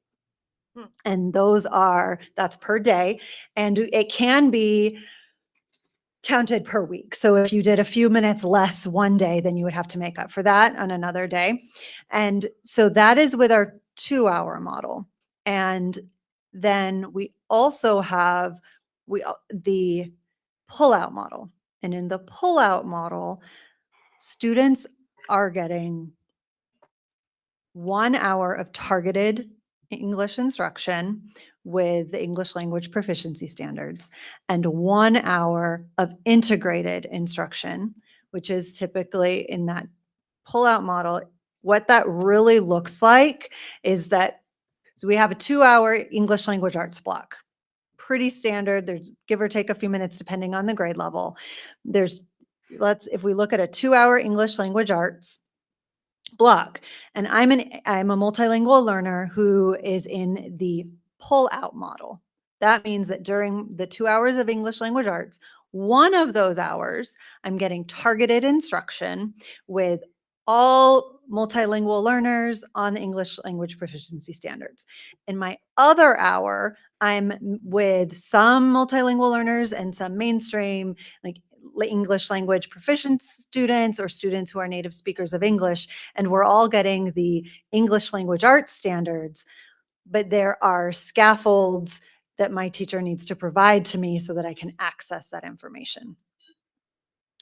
Now let's pretend that I'm still an English, a multilingual learner, but I am in the 2-hour model. What the difference there is that for my full English language arts 2-hour block, I am with all multilingual learners, and we're all learning the English language proficiency standards. Now, per the model, I still need integrated minutes, which means I'm getting English instruction with native speakers of English and English proficient students, but I'm getting that integrated instruction in another content area. So if that happens to be in math, then my math teacher is teaching me and my mainstream peers math but providing scaffolds in English using the English language proficiency standards, which could mean like there's an English language proficiency standard about vocabulary, for example. So it could mean my math teacher is really focusing on specific, like say we're learning fractions, right? You have a typical fraction lesson, but as a multilingual learner, my teacher is scaffolding for me, specifically ensuring that I interact with the math content vocabulary. So when we talk about what Dr. Dupin was referring to is something that Dr. Pombo and I have talked about quite extensively, is that a lot of anecdotal research and just student experiences and street data really, really points to the 2-hour model being the most effective for our multilingual learners, because they're getting full concentrated 2 hours of English language arts instruction, English language proficiency instruction. They have the same group of students that are all multilingual learners learning that together for their full language arts block. And that tends to have greater impact. We're still looking at specifically what that looks like in our school district. And I know that Mr. Myers has already started pulling some preliminary data, and we need to clean it up before we can really make that assertion that it works for our kids. But we are looking at, when we're creating our master course schedules next year, to the extent possible, given staffing, student numbers and teacher numbers at each grade level, that we are going to prioritize as much as possible using the 2-hour model. So there are the 2 hours of targeted instruction that multilingual learners are receiving, with that additional like math or science or history class that's integrated. And that 2-hour model is what's being implemented in our 2 dual language schools, right? No. So No, that is it's a not. It's dual. a separate. I mean, it's the That is a opposite. Sorry. third. Well, it's a third model, which is the dual language immersion model. We'll bring a picture next time that helps illustrate this. I know it gets very complicated to sort it all out. But I love this because it makes me have a lot of wonderings, but also it gives me the wondering of the 2 dual language schools that we have tend to have the highest outcomes for the most part. So one model is being used there, and what is it? Is there some preclusion of it being modeled in other schools, even though they're not dual language? I don't know if that makes sense. Yes. And so, yes, and that is a question that we have as well. And also looking at, when we look at the total number of students in the dual language immersion models, that is a much, much smaller number. Got it. So that's something Mhm. to consider. The dual language immersion model is 30 minutes of that targeted instruction Mm. with only multilingual learners. And then the remainder of that English language arts block, which would be your hour and a half, Got it. is integrated. Got it. Wow, I love that. Thank you so much. And it just reaffirms how knowledgeable you are too, and how much of a great asset you are to our district too. Thank you for sharing all that. And it completely made sense to me. So I appreciate it. And usually Thank you. it takes a couple of times for me to be like, what is she saying? But you did it perfectly. So I appreciate it. I appreciate that. And we will, in our next presentation, make sure to bring that picture. That really helps. So I have it in my mind when I'm explaining it. Thank you. Thank you for those questions, Ms. Marquez. Do we have any other questions, comments, or wonderings? Will you bring the class size for all those immersion the different methods, dual language versus 2-hour versus pull Yeah. out? Yes. Like- So the numbers of classes that we have, or the numbers of students. Numbers of students in Okay. each one. And we can provide that in like the next board update, if that's okay. Yeah, that would be perfect. Oh, yeah. Yes, we will get all that information. Thank you so much for that. Thank you so much. I appreciate your guys' time and all the back and forth. It goes. Thank you. Thank you. At least it makes my job easier on how to make other decisions. I appreciate it. So now that we have heard our Creighton SOFG Goal 3 Progress Monitoring Report 3, I am going to move the governing board approve Creighton SOFG Goal 3 Progress Monitoring Report 3. Second. All those in favor? Aye. Aye. Any nays? Hearing none, motion passes. Thank to the you. team for being here and being so prepared. Appreciate it. Yes, thank you for all that and the back and forth. It's It's really appreciated. You guys don't even know. That moves us to our next item, which is 5A, public comments. Have we received any more, Ms. Juarez? Okay, perfect. I would like to invite Ms. Green up to the podium.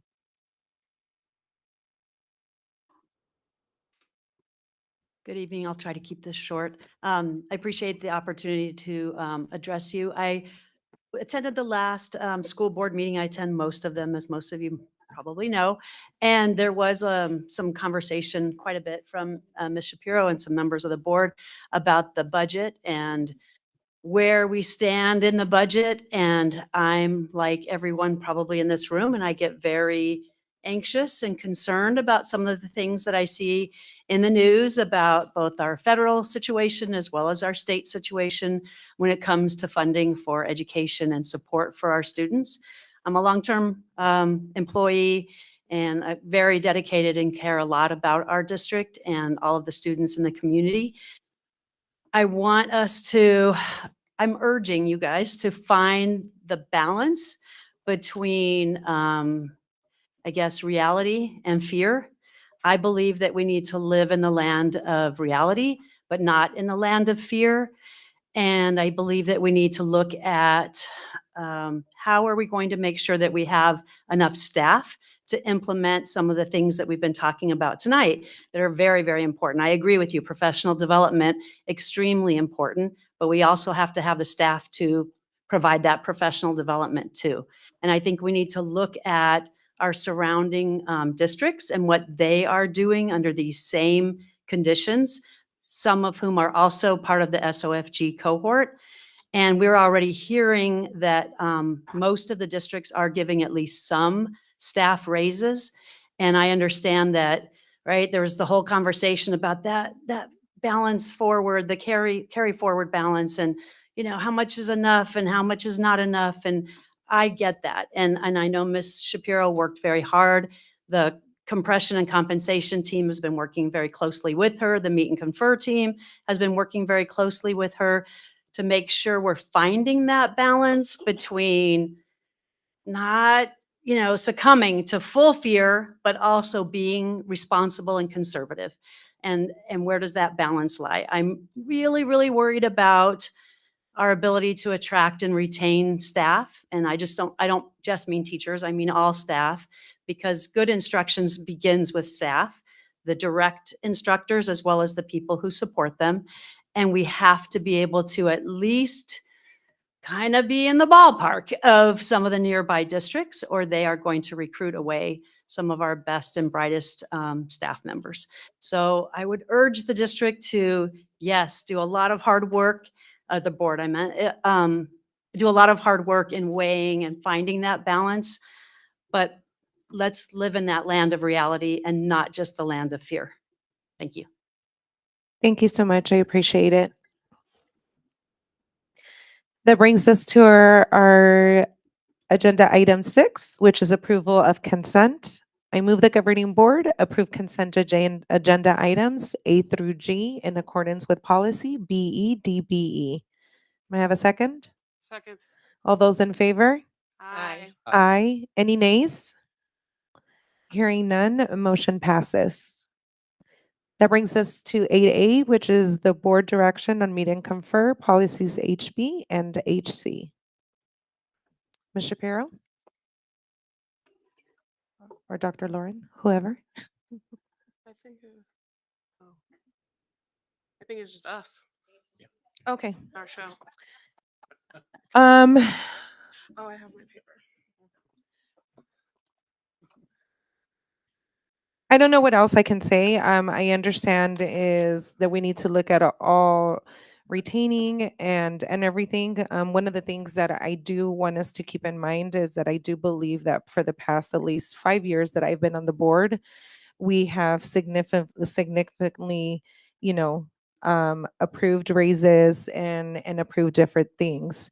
As we go into this SOFG framework and really look at our data and what we have not been able to do and maximize the tool sets that our students have is something that's really going to be in the back of my mind. And yes, I do believe that we should not operate in fear. That's always I feel like that's something that we kind of historically do, is that we're very reactive versus being proactive.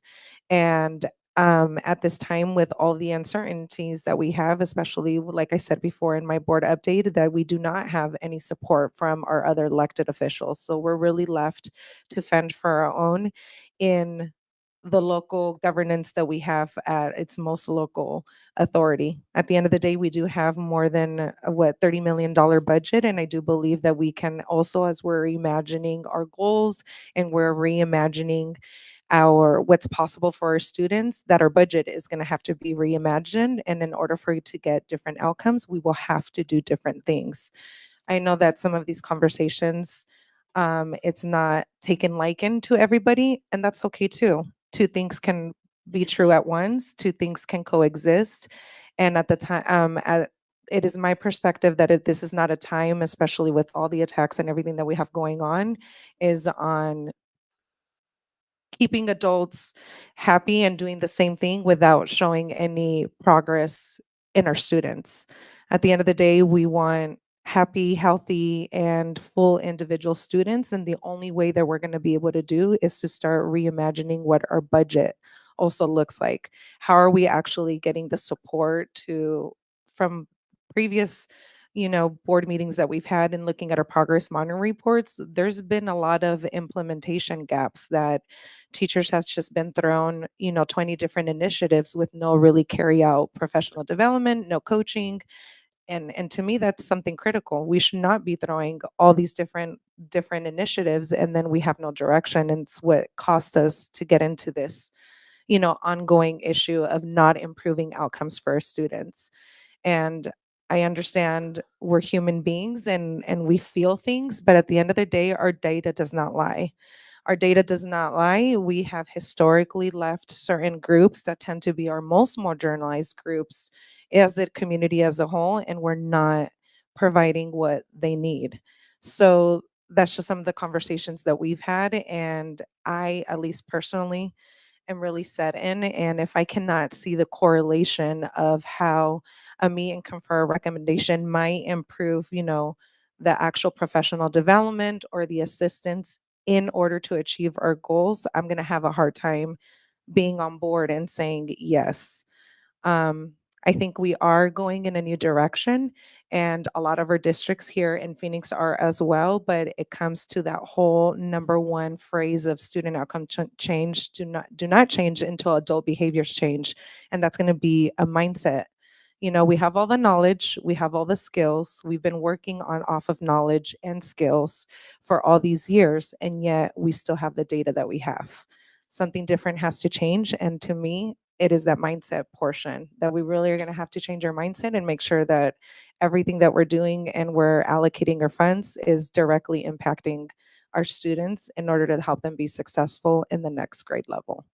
So with that, I'll leave it up to my other board members and whoever wants to add comments or ask any questions. This is the perfect opportunity to do so. Ms. Gibson, McLean? I was just going to, I guess briefly in terms of like, when I understand the need and the want when we're trying to figure out how to come to the table with something new for teachers or staff to obviously there's a necessity in some regards to get comparisons from other districts. What I will assert, and I think I've said this in many ways without explicitly saying it in the past, is that I think our district is very unique in many ways. One is there's not another district that's similar in size to ours. Like I would challenge anyone to find a district that has 9 schools, that has the same socioeconomic makeup based on the wildly different geographic area that we cover, and like has the same like dynamics, right? So there are other districts nearby that are, either have adopted SOFG, but maybe are 1.5 to 2 times larger than our district and are forced to close schools because maybe they didn't have some of the management that was going on prior, or they're nearby and they're wildly different in total socioeconomically and have the support, have boosters, have all this extra stuff going on. I mean, obviously we're right next door to Scottsdale, we're right next door to Madison. So I think it's just really hard to compare ourselves to any nearby districts. We have 2 nearby districts that are smaller than us who aren't necessarily doing that great. And so I'm just trying to, like, when you try to put it into perspective, it's really hard to compare us to people nearby. And I say this because I know this. I am from here. I am from this neighborhood. I went to school here, and I know my dad went to school in Roosevelt. My mom went to school in Phoenix Elementary, right? I know this city, and so it's hard to say how all of these dynamics are changing. I know we're on our own. I don't know that we've necessarily been operating in fear or that we're going to. I think that we're just trying to be as smart as we can. And I appreciate the reminder because I'm not one of those people who ever wants to operate in fear. And I think our board has shown, at least the 3 of us who've been on here for some time, that we don't operate in fear. We operate in what we believe to be something that we believe is going to work and that we believe in, and we're going to stand on that. And so I think that if we can continue to make sure that we are, like, staying laser focused, and that has to be at all these different facets and levels of what we're doing. And so I think the 2 takeaways here are that we need to be narrow when we come back from meet and confer with, like, what's presented to us needs to be kind of narrow. All right. I know we had a lot of recommendations last year, and so I would hope that we get a shorter list this year that's more intentional, or seems like it has more intentionality behind it. Now, I understand y'all have a very long process, but when I say more intentional, I think it goes to my second point, which is that we're hoping, and I'm saying we, but I'm hoping, I think my colleagues are hoping, that there's also some evidence with the recommendations to show, like, how this is all going to tie into all the other things that we're doing in terms of, hey, okay, you're saying we need more professional development, we would need more bodies for that, but we would rather have these raises. I need to see something to show me that that giving raises to teachers is going to be a better payoff for student outcomes than getting more bodies for coaches. Like, I need some sort of something to give me that information, or how it's going to be tied to student outcomes, because it's hard to it's going to be hard to move forward. I would hate to turn down recommendations that have gone through a long, drawn out process simply because we're not meeting the mark, or we're not making the connection that we need to make in order to have these things line up with how they're going to further the work that we keep getting presentations about. And so narrow recommendations closely tied to student outcomes. That's all I'm hoping for. And I'm hoping that you can trust us, considering I hope we've proven ourselves to be taking the time to study all of this, to ask questions, to read, to do our homework. You know, we're not coming in here haphazardly, just going with the flow. And so we're hoping that what gets presented to us is going to back up everything that we've endeavored to continue on in this ship that we're kind of trying to guide. And it's difficult. And along the way, there's going to be people that are upset. But again, we're trying the best we can to get this in the one direction, and that is to get our kids where they need to be. Because, like I just said earlier in this presentation, like, 25 years ago when I was about to start high school, I didn't know what a subject-verb agreement was. Okay, that's still an issue here. It shouldn't be. That's absolutely effing ridiculous. And it needs to be changed, and it needs to be fixed. And whatever has to be figured out to get that done is what's going to be gotten done, okay? Is what I'm trying to get at, okay? And so narrow recommendations tied to student outcomes is all I'm asking. And I think that's the direction that I would point out here. Thank you, Ms. Gibson McLean. Ms. Ayers? So I think I have a little bit of a unique perspective here. So I am on our IBN team, but I also am working in a district that was taken over by a receiver. And so I feel like we have to really be careful as a board because we are the ones making decisions and we should be the ones responsible for those decisions. So part of that is making sure that we ask the people that do these jobs, like the CFO, to make sure that we're in a place where we can function. Because I would hate to come back and tell our staff next year that we're going to take a pay cut, like we're taking a pay cut next year in Isaac. So I think part of it has to be with like what Katie said, is that we have been educating ourselves, and I think that's something that has been missing from certain boards, is just the education and the simple belief of believing the people that work for the district. Not that I don't believe our people, because I do. I do trust, but we have to, as a board, question those people, because that's our job. Because if we don't do that, we're not representing our community. And I promise you, if we ever go into receivership and I'm on the board, I will completely tell you I will resign. I've asked our board members to resign because I think they have done a disservice to our community, and who's paying the price? It's our kids. So our kids are paying the price, our families are paying the price, our staff is paying the price, and the people that made those decisions are not paying that price. So I think that's part of the decision. Now, saying that, I also am an educator. I've been in education for 24 years.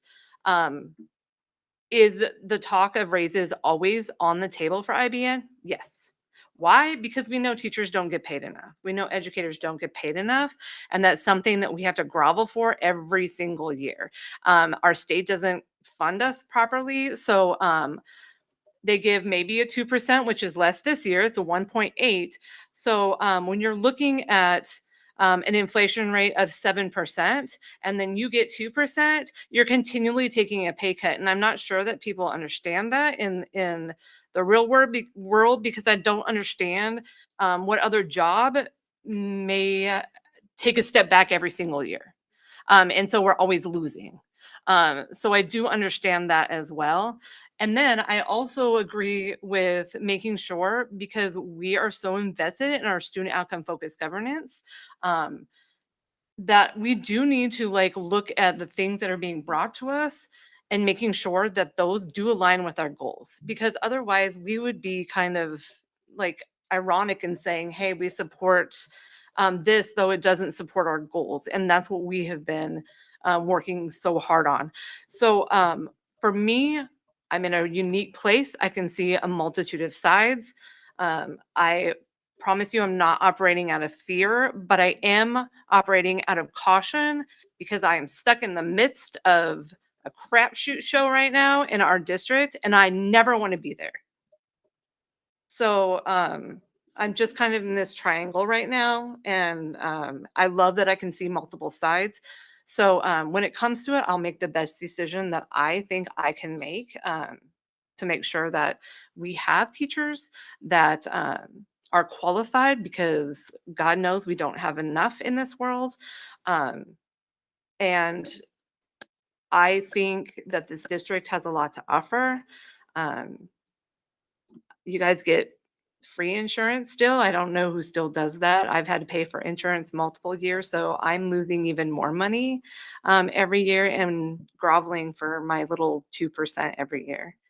But this year it's minus 5%. So we've lost 2.5 years of moving forward. So that's my 2 cents. Thank you, Ms. Ayers. Mr. Jones, do you have anything? I guess I would just say I'm a little worried if the public hears this and we're so tied to SOFG, and I think it's a good thing that positive student outcomes, what's not to like, but it could be perceived by the public as another method of cutting budget.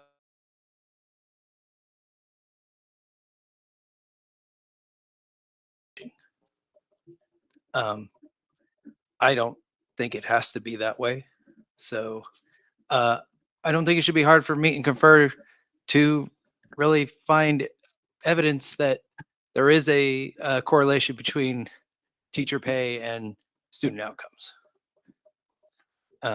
That's all I have. Thank you, Mr. Jones. Ms. Marquez? Yeah. So obviously I'm new to the board, fairly new to the SOFG work.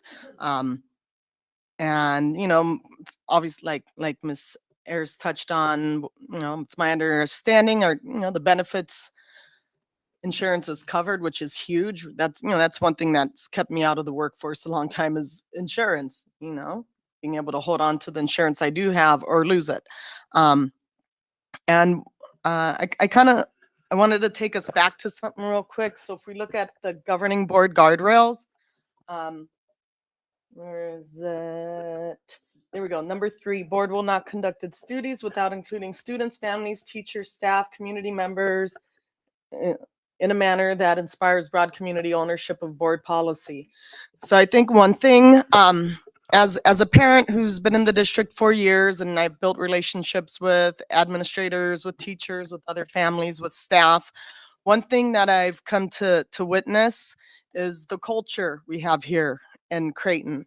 And that is something that, you're not going to find everywhere. That's something that, some teachers are like, yeah, I'm struggling financially, but no, I don't want to leave my school. I love my principal. I love my students. I love my community. And that's not something that, you can just, money can make up for. So tying it back to that, like, I think what the work that we're doing right now with our policy, the policy work, that kind of ties into that, and it's helping to build upon that culture and create something that's, going to be inclusive and going to be, set the tone, not just for the students, but also for our staff and for our families. And so I think when we're talking about like the meet and the confer and like how are we keeping and retaining teachers, one thing that is really disheartening is when I talk to a teacher and I hear about a situation where they've perhaps been treated unfairly or poorly by an administration, or situation happened where they weren't backed up or they were swept aside. It hurts to hear that, because if it's, that's the kind of thing that drives teachers away. So I think one thing that we need to be aware of as leadership is like, what culture are we creating? And is that harming and driving teachers away? Or is that making them want to stay despite, a small raise or whatever? So I think, unfortunately, like if it were up to me, like, man, everybody be getting a raise, like I wish. It's ridiculous that our state and our country fails at funding like our most important natural resource, which is our students, our children, their minds. So, unfortunately, we're very limited on that front. But as far as setting the culture and how we allow our teachers and our staff to be treated by leadership, that's something we can control. So, and that's also something like, hey, I know that's something I'm looking out for. And I hope that as well, HR and our superintendent are mindful of that too, is that when we're hearing that some teachers are being treated unjustly, that is not allowed to continue, because that's going to drive good people away and create, a bad reputation for us. But if people know, like, man, at Creighton, they love their principals, they love, they have a good culture, they're, it's, anyways, that's gonna draw people in. So, that's all I gotta say. Thank you so much, Ms. Marquez. I'm just going to end with this. As governing board members and elected, we have a responsibility to the community. I always say that we might not be responsible for, let's say, if a fight breaks out in a classroom, I'm not responsible for what happened in the classroom because I wasn't there. It's usually the teacher or whoever was in that incident. But I am accountable to what happens based off of that situation. So in addition to the school board needing to align school system resources with priorities necessary for improving student outcomes, the school board has to be intentional about communicating the school system's results back to the community. And I think this is a big piece that sometimes is being left out, is that we're now being held responsible to go back to our parents and tell them, hey, that child that you have that we said is an adventurous, thinker, collaborative learner, and kind-hearted leader, I'm just letting you know that they're probably in the 17% of not passing or being proficient in third grade. So we have a responsibility to come and tell our parents that as an institution, we're basically failing their students, right? And the number one conversation that comes from our parents is, guess what? It's not necessarily where are the teachers getting paid enough. It's like, what are you guys doing to make sure that my student has the resources they need to make sure that they are moving the needle?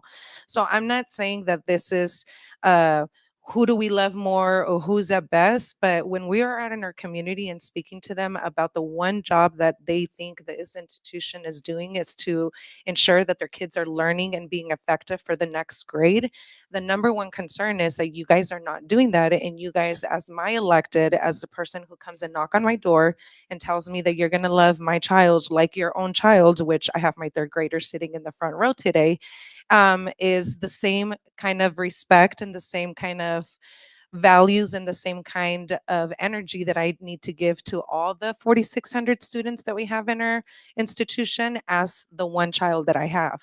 So I think that's also important for us as these conversations are happening, that we have a dude responsibility to go out. Nobody else is going back to the community and letting them know what I'm doing as a governing board member or what adult changes I'm making in myself to improve the success of their students in this institution. Only us, not even Jay, is responsible for doing that. He's not elected. We are. So I think that's a big piece and component that we also have to make sure that we're keeping in mind as these conversations are going, is that at the end of the day, we have to face the community. And when there is backlash or other things are occurring, it's our email boxes and that are getting flooded because we're technically the owners of this district.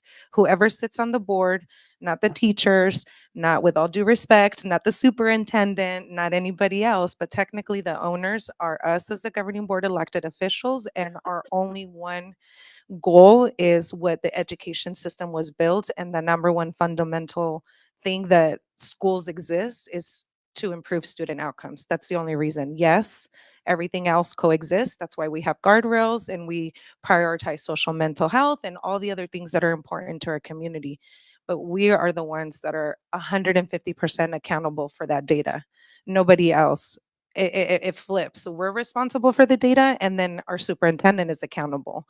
This is an us job. So as we go further and we talk, just make sure that, I think that's my ask as well, is that as the representative of this community, I'm the one that has to have those hard conversations with those parents and let them know, like, you know, if you're the child of a Black student, let me tell you that since 2015, 0% of those 8th grade Black students have gone on to high school knowing the fundamentals of math to succeed. So those are the hard conversations that each of us have to have in the schools, in community, and broader in business relationships as we try to figure out how we're going to get all this support, because it's going to take all of us. So I just wanted to end with that, and make sure that we all at the end of the day are aligned, and I want the best for everybody in this institution, but we are guardrailed, us as people who make these decisions on what we can and we can't do it, and we have to be innovative. And in that innovation, if that third grader or those students are not prioritized, at least for me personally, it's going to be a non-negotiable. I don't know if anybody else has anything else to say or add to it. Thank you. All right, so that kind of wraps up our conversation, and obviously this is a continuance conversation. I know that we have one more meet and confer, and I'm, excited to see what comes of that. That brings us to our agenda item 10A, which is the acceptance of financial audit reports for fiscal year 2023-24. And what happened? Where are we at? 10A? Oh, sorry, I was on the wrong. I went back to look at when we did this before, and I was on the. Oh, it's okay. I was like, oh no, did I mess up again? I was like, where? All right, so Ms. Shapiro, I'll turn it over to you. Thank you, Madam President. Governing board policy requires that a final reporting of our financials be presented to the governing board for examination. We also are required to procure an external auditor to come in and do this work. And additionally, a school district and governing board shall publicly accept all audits and compliance questionnaires by a roll call vote, which is why this item is on here tonight. I'm very excited to present a representative from the firm of Heinfeld, Meach and Company. This is Mr. Josh Jumper. He is a CPA and audit partner with Heinfeld and Meach and the lead on our partnership, Audit? audit. Welcome back. Shaky fingers. Don't do that. All right. Thanks for sitting through everything. It's been well, good evening. The good news is you got to hear them talk about how responsible they are for the budget, right? Like, isn't that one of the questions you typically interview them to find out, like, are you paying attention? So here, evidence presented. Good evening, Madam President, board members, Superintendent Mann, executive team. My pleasure to be here this evening, but just not related to the audit, but just so impressed of all the discussion you're having and the care that you all have. So but that's my personal opinion, not my audit opinion. I'll put my audit hat on, but here to present the audit results for June 30th, 2024. So we're always looking backwards for the audit. So just keep that in mind. We're looking back at the prior fiscal year. So not the fiscal year you're in, not the fiscal year you're looking towards, but the one backwards. So keep my comments very brief, but if you have any questions, need any clarifications or have any comments, please don't hesitate to ask. So the annual audit is required by in ARS, and just want to go through what entails the audit. So we use this term, the audit, what's included. So there is a presentation, but I don't need it. Yes. It's fine. There's a presentation. It's very high level and just a few slides, but I can go over it without it too. It's the same as in. It is the same. Yes. And it has been posted with the board agenda. Yes, it has. But just to entail, so the audit timeline, so the audit engagement letter is signed in the spring of 2024, signifies the start of the audit. We do some preliminary procedures before the year ends. We do some procedures, the bulk of our procedures after the year ends, after June 30th, and especially after the records have been closed and the AFR has been filed in the fall. So that October timeframe, the audit reports were issued in February, so just last month. And Josh, I'm just going to jump in real quick Yes, because go we do ahead. have 2 new board members. And so AFR is our annual financial reports. So that's the closing up the shop of the school year. It's all of the expenditures have been closed out and we file our annual financial report. Yes, my apologies. It's okay. Yes, one of the many reports required to be filed, but that includes financial information. So once that is filed, the records are closed out, the audit procedures can be completed. So what audit reports are issued for the audit? So the main one being the annual comprehensive financial report, the ACFR, that includes the district's audited financial statements. That is what our audit opinion is in and included in that report. So I'm pleased to report tonight that the audit opinion was unmodified. That's the technical audit accounting term. The non-accounting lingo version of that is a clean audit opinion. So free of material misstatement. So that's pleased to report that. That annual comprehensive financial report is quite large, includes different financial information. Not going to go into detail on it, but includes the audited financial statements. Additionally, one audit report that's issued is the single audit report. And this one is required for all entities that receive over $750,000 of federal grants. So Creighton exceeds that and it requires a single audit. So included in that report are a few things: the schedule of expenditure of federal awards. So reports all the federal dollars the district receives and spends for the year, and it lists them out all by the various grants that the federal agency gives the name of the grants to. Included in that, we did notate a few items, a few findings this year. So we notated one over capital assets and then one over accounting records, and specifically over some cash reconciliation items and revenue posting items. So those were included in there, which I'll touch on in a second. Additionally, the federal programs we did detailed testing on were the special education program and ESSER. Please report no findings over those grants. But those two findings I mentioned,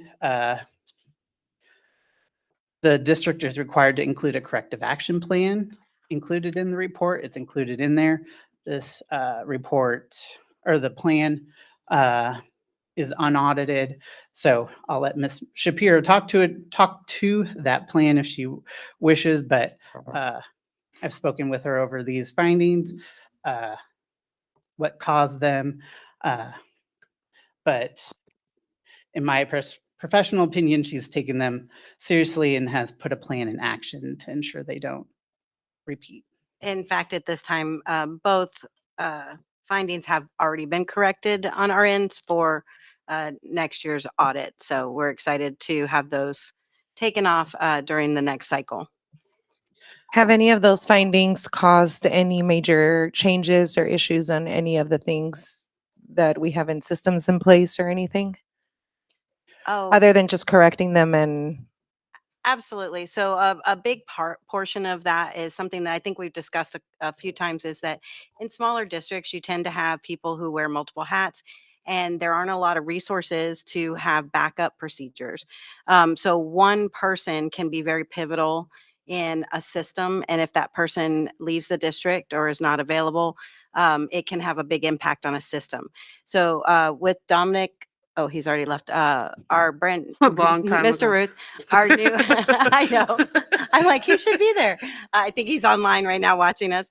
He's probably gonna text. We have strategically been revamping those procedures to ensure that there is a backup in place, so that all the knowledge doesn't sit at one chair. And that's what we deem to be the most important piece as to why these audit findings did occur. And as you know, here in the pretty recent past, we had significant turnover in critical positions, namely our director of finance, our procurement, our payroll. So those were the three specific areas that having turnover in 1 year definitely had an effect and led to these findings. So filling the positions, but then also doing the work to make sure that those procedures are not sitting at one desk, and that there is a backup Stale. piece Okay. in place, was the fix that we knew we needed to make immediately. And we have put those pieces in place. thank you. I appreciate that. Yeah, and I'll just add, I mean, during the last part of the stage of the audit, those positions that Ms. Shapiro mentioned were unfilled. So it was, an all hands on deck to try to get the audit process complete. And Mr. Ruth did come in at the end and did assist in the completion of the audit as well. So yes, I'm in agreement with her assertions, and I do think that the district is on the right trajectory to ensure these findings don't repeat themselves. So additionally, another report that's issued is the Uniform System of Financial Records, the USFR, a compliance questionnaire. So that questionnaire has to be filled out and completed and submitted to the Auditor General for every school district in the state. So this questionnaire is the same for every school district. And we have to go through and say yes or no. They're all yes or no questions, black and white. There are over 175 questions that, as part of the audit, we go in to test transactions to say yes or no.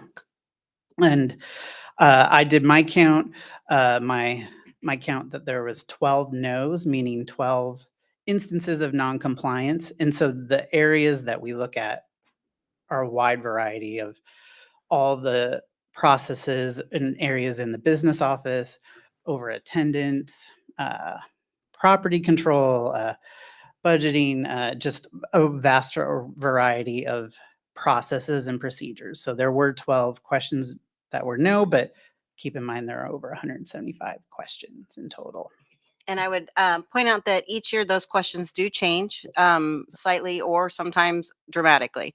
And we never know what the list of questions are going to be until they roll that information out. Even the auditors aren't sure.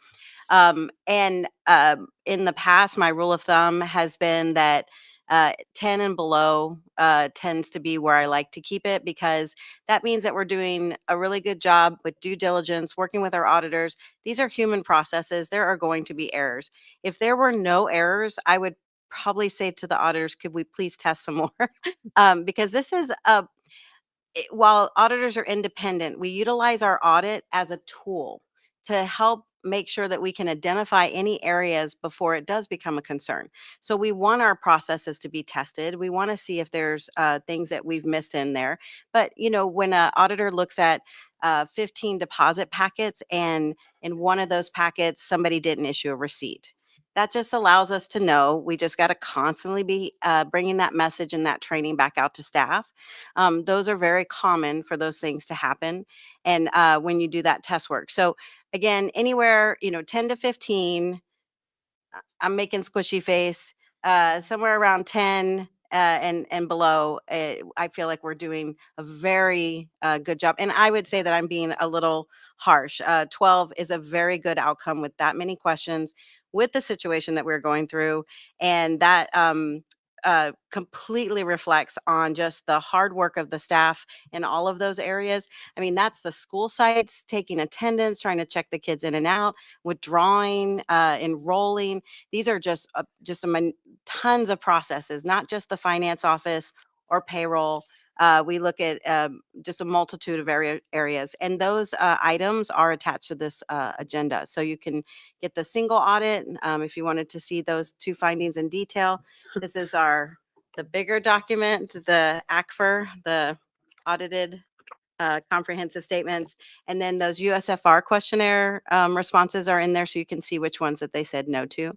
And again, those things are yes or no. One time in the past, I had not here at Creighton, a contract to a staff member was off by 1 penny. And the question is, did we pay according to the contract? And because of some rounding fashion or whatever, at the end of the day, we didn't pay by 1 penny, and it was a no. So those ones are tough. And I always bring that one up because that one sticks in your craw. But the question is yes or no. And did we do it? No, we were 1 penny off. So just to kind of show what types of questions are in that process. Does the Arizona Auditor General determine all those questions, or they get it from some national? Great question. The Arizona Auditor General decides what questions are in the questionnaire each year. I can't and won't speak to how they decide which ones to change, add, delete each year, but I believe it's their own department. Gotcha. I would say we'll be seeing some interesting questions here in the future. With some of the situations going on in the financial world. An example of this is at one point in the past, maybe like 10, 15 years ago, we had some border districts who weren't doing a super strong job in ensuring that the students that were attending their school came from Arizona. And so we had them coming in from some border states. We now have a slew of questions in the questionnaire that requires us to go pretty deep on providing proof of residence, which, goodness, if you don't live in Arizona and you're coming to Creighton, good for you. That's a pretty dedicated family. But those questions still exist. It came from situational things. I do know that questions get into there based on current events, and you will start seeing things coming down the pipe later. So trying to address issues. if I could just add, they also get in there sometimes due to changes in the USFR. And there have been years, and I got to give kudos to Mr. Jumper because he's helped us through these over the years. But there have been years where we have been 3/4 of the way through the year and there's been no clarity as to how we were supposed to implement the changes that are being tested by these questions. And so one of the things that as an audit partner, Heinfeld and Meach is incredible at is the PD that they offer as well has really helped us get through some of those challenging situations too. All right, one more report to touch on. And so not a report, but it's the letter to governance. So included in there is a letter addressed to the governing board. So it's directly from us. This is required communication for every audit we do. We issue this for every audit we perform. And it just highlights certain aspects and required things that we are required to communicate to you, but just some highlights that I'll notate in this presentation. So there were no uncorrected misstatements for the financials. So those findings we notated. So the items we came across, we brought them to management's attention. They made the corrections timely to ensure the financial statements were properly stated. So there were no uncorrected misstatements. Additionally, we had no disagreements with management. And as well, the engagement letter is signed at the beginning of the audit. Representation letter is signed by management at the end of the audit that gives us the approval to issue our audit opinion. Those are my prepared remarks. Tried to keep it as brief as I could, but happy to answer any questions you might have. Board members, do we have any questions or comments? Okay, perfect. I really appreciate you coming and explaining these things too. And I also appreciate all the back end conversations that Ms. Shapiro has, and at least in my personal experience, she's always open to meeting with us one-on-one and going over these in-depth questions before they come to the board meeting. So just as a transparency, it's not because it's late, it's not because we don't want to ask questions. We really are meeting one-on-one and making sure that all these whatever wonderings we have are being answered. So thank you, appreciate it. Thank you. So motion. Oh yeah, the roll call vote. Mm-hmm. The auditor's here. We'll get dinged on it next year if we don't. Nope. All right. Thank you. I move the governing board accept the audit reports for fiscal year 23-24 in compliance with ARS 15-914.h. Second. All those in favor, and I'm going to go ahead and take roll call vote. Ms. Heather Ayers, Aye. Ms. Katie Gibson McLean, Aye. myself, aye, Mr. Tristan Jones, Aye. and Ms. Nicole Marquez. Aye. Having 5 ayes, no nays, motion passes. Thank you. Thank you. That brings us to our next agenda item, which is 11A, the continued discussion and consideration of Papago school name change. And with that, I would like to invite Ms. Sylvia Earle and her team up to have this discussion. Thank you so much. And I'm thank you. so excited to hear the updates. Thank you all for sitting. Yes, through I and appreciate it. Get through here.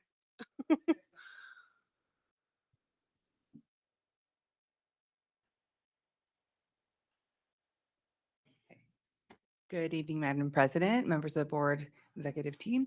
Thank you for having us here tonight. We are here because we wanted, like you said, give you an update on the progress we've been making on the school name change. And if you are new to the board and may not be as familiar where we are in the process, we want to give you a little short update. So I'm going to start with reviewing our agenda. Thanks. So I wanted to introduce our team. I'll be doing that shortly.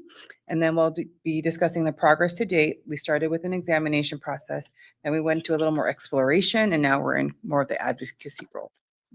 And just for context, I believe this was introduced back in 2022. Oh, that's part of your, Part of it. I apologize. I'm just going to be quiet. No, you're, that's all right. Thank you. And these are the members of our equity team. And here tonight to present with me is Ms. Tessena Tamazuka and Mr. Isaiah Washington. And thanks to this whole team has done a great job, not only in this work with the school name particularly, but throughout the year. So this has been a really, really crucial team on our campus.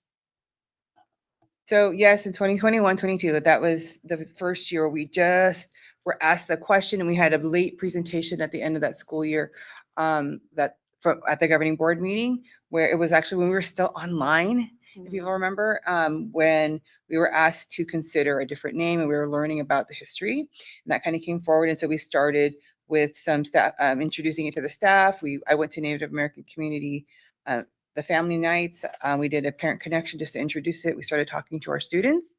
And then the following year, we followed up with the certified staff, and then we started integrating the equity team into this process and included more parents into just educating about the name and just checking in on how we feel about it, what should we do about it, kind of low level on the just understanding and like I said, examination. And then year 3, we also added in lower grade students so that they can start understanding what was going on. And then in the exploration world, where we were like doing a deeper dive, really learning more about it, that happened in the 2nd year and 3rd year of this process, where we just kept adding additional perspectives. We started a little shallow, but we kept getting a little deeper and deeper. And I would even include some of the work we're doing right now as part of exploration. As we're doing the name change, we kept going back to and doing more outreach. And I feel like that was part of the exploration and kind of toggling and advocacy. So that's where we are right now. We've learned quite a bit about the name, that where it comes from, the Tohono people, where the reservation currently is, but also their ancestral lands being all the way just stretching, and also that who lives in this community in this area. And so we learned quite a bit about that, and have a few names to bring back to your attention.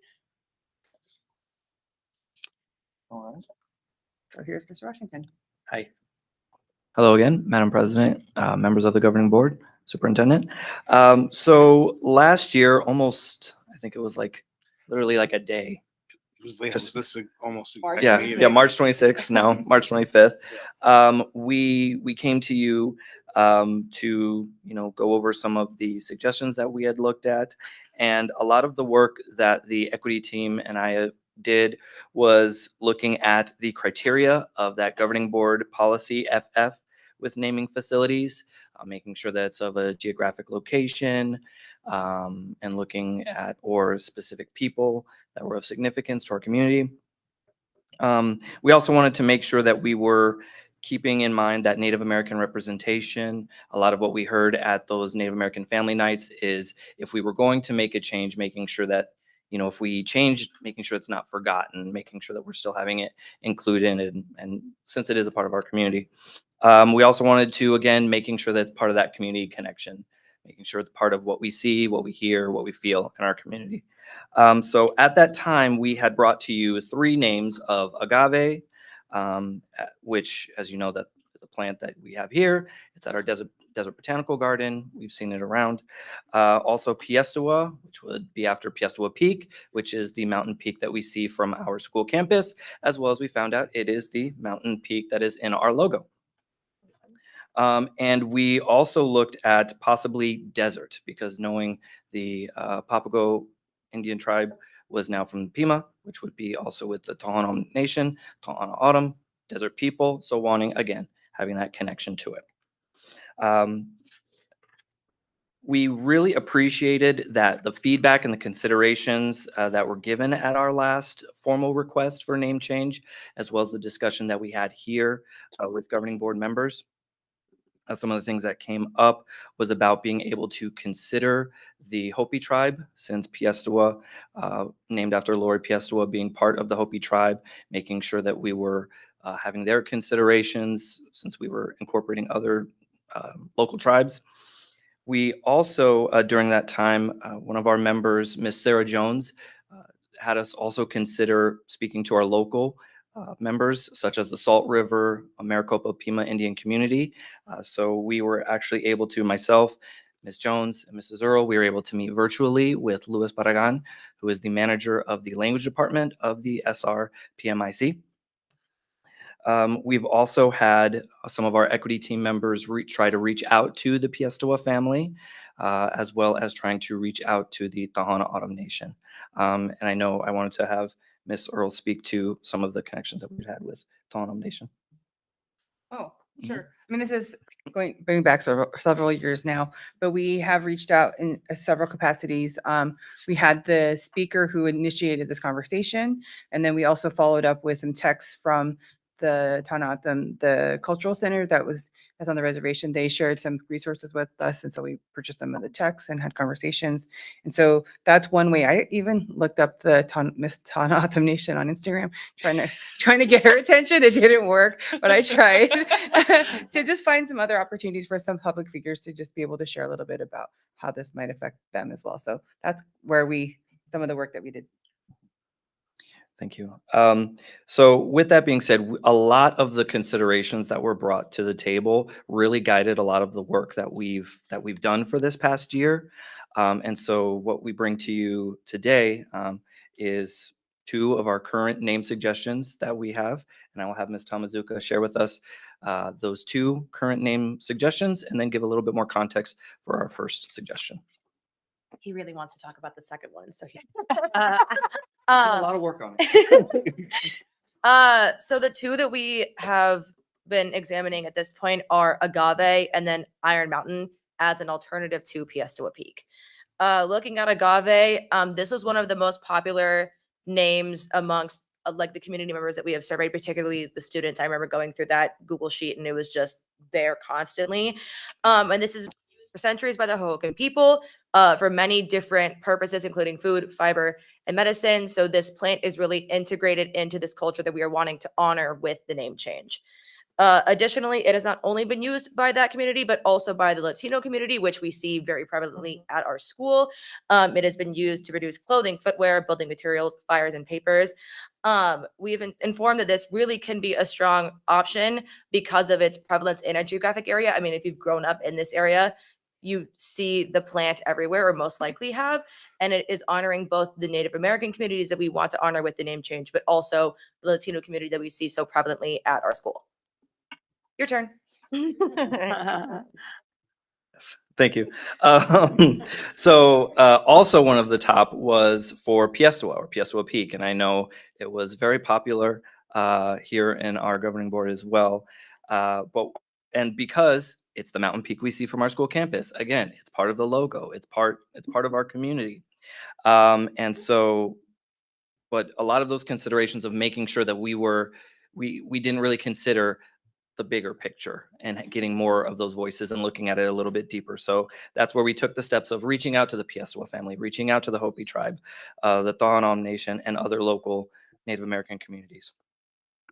So after speaking with the Hopi tribe, which would be elders or leaders of the Hopi tribe, the leaders from our SRPMIC, as well as one of our equity team members, Mr. Dexter Nabitsi, is part of the Navajo Nation. We learned that it is taboo to name something after someone who has passed away. That after someone makes passage to the afterlife, that they should be allowed to rest in peace and just let them go on. In addition to that, we also had found out that there had been some time where when the name of Piestewa Peak had been brought up, that there was a lot of contention and a lot of other groups had contested saying, this is against our values. We want to make sure that they lay at rest. And so for it to still be named was something that we're like, oh, okay. That was very interesting that was still pushed forward. Oh no. That it's Arizona. True, it's Arizona. And keeping in mind of the Piestewa family, as I stated, some of our equity team members have tried to reach out to the family, but at this time we haven't presently got a hold of them. We hope to connect with them in the future, but we haven't at this time. We also learned that the SRPMIC community had been working for some time to rename the Papago Buttes. So it's been some time where that also just that name of the different areas in our city has been had some controversy, and that they were really optimistic that this could help promote and maybe be a spark of change for Phoenix and for the community. So that was something that made us feel really empowered and inspired. So that brought us to learning that the original name for Piestewa Peak, and please Permit me, anyone who is listening who speaks the O'odham language, I'm sorry if I ruin this, but Vainam dog. And this name means Iron Mountain. And so members of the SRPMIC also found, as well as many others that we've kind of talked about this about Iron Mountain, says that it could be a strong option to incorporate this significant geographic location while respecting the cultural values of our local Native American communities. So with that information, we really wanted to come back to you for just to ask what you think our next step should be. We would like to propose that we go back because we haven't been able to share this new information with, we have shared it very briefly with our staff. We will want to share it with our families and our students and our communities. We'd like the opportunity to kind of do another feeler, but this time for a preference between these two, if you don't mind, and re-educate them about why we've made this new suggestion, and then come back to you hopefully by your next meeting. If we don't know about your timeline, but we thought perhaps by the next meeting so that we could move forward as expeditiously as you see fit. But we know that this has been a long journey and we are ready to, put the name Papago to sleep and move on to exactly where we want to go. You move forward, in aligning our name with our vision and making sure that we are responding to the new information that we have. So that is why we came back to you to share that with you and ask for your guidance and suggestions. And if I could add for the board members, some of you were here for last year's presentation, others may not have seen it, but all of this, and it was in the presentation, is driven by Governing Board Policy FF. And so in there, two important things to note is that the board will ask for a committee to be formed. And many thanks to Papago's Equity Committee, who served as that committee on the board's behalf.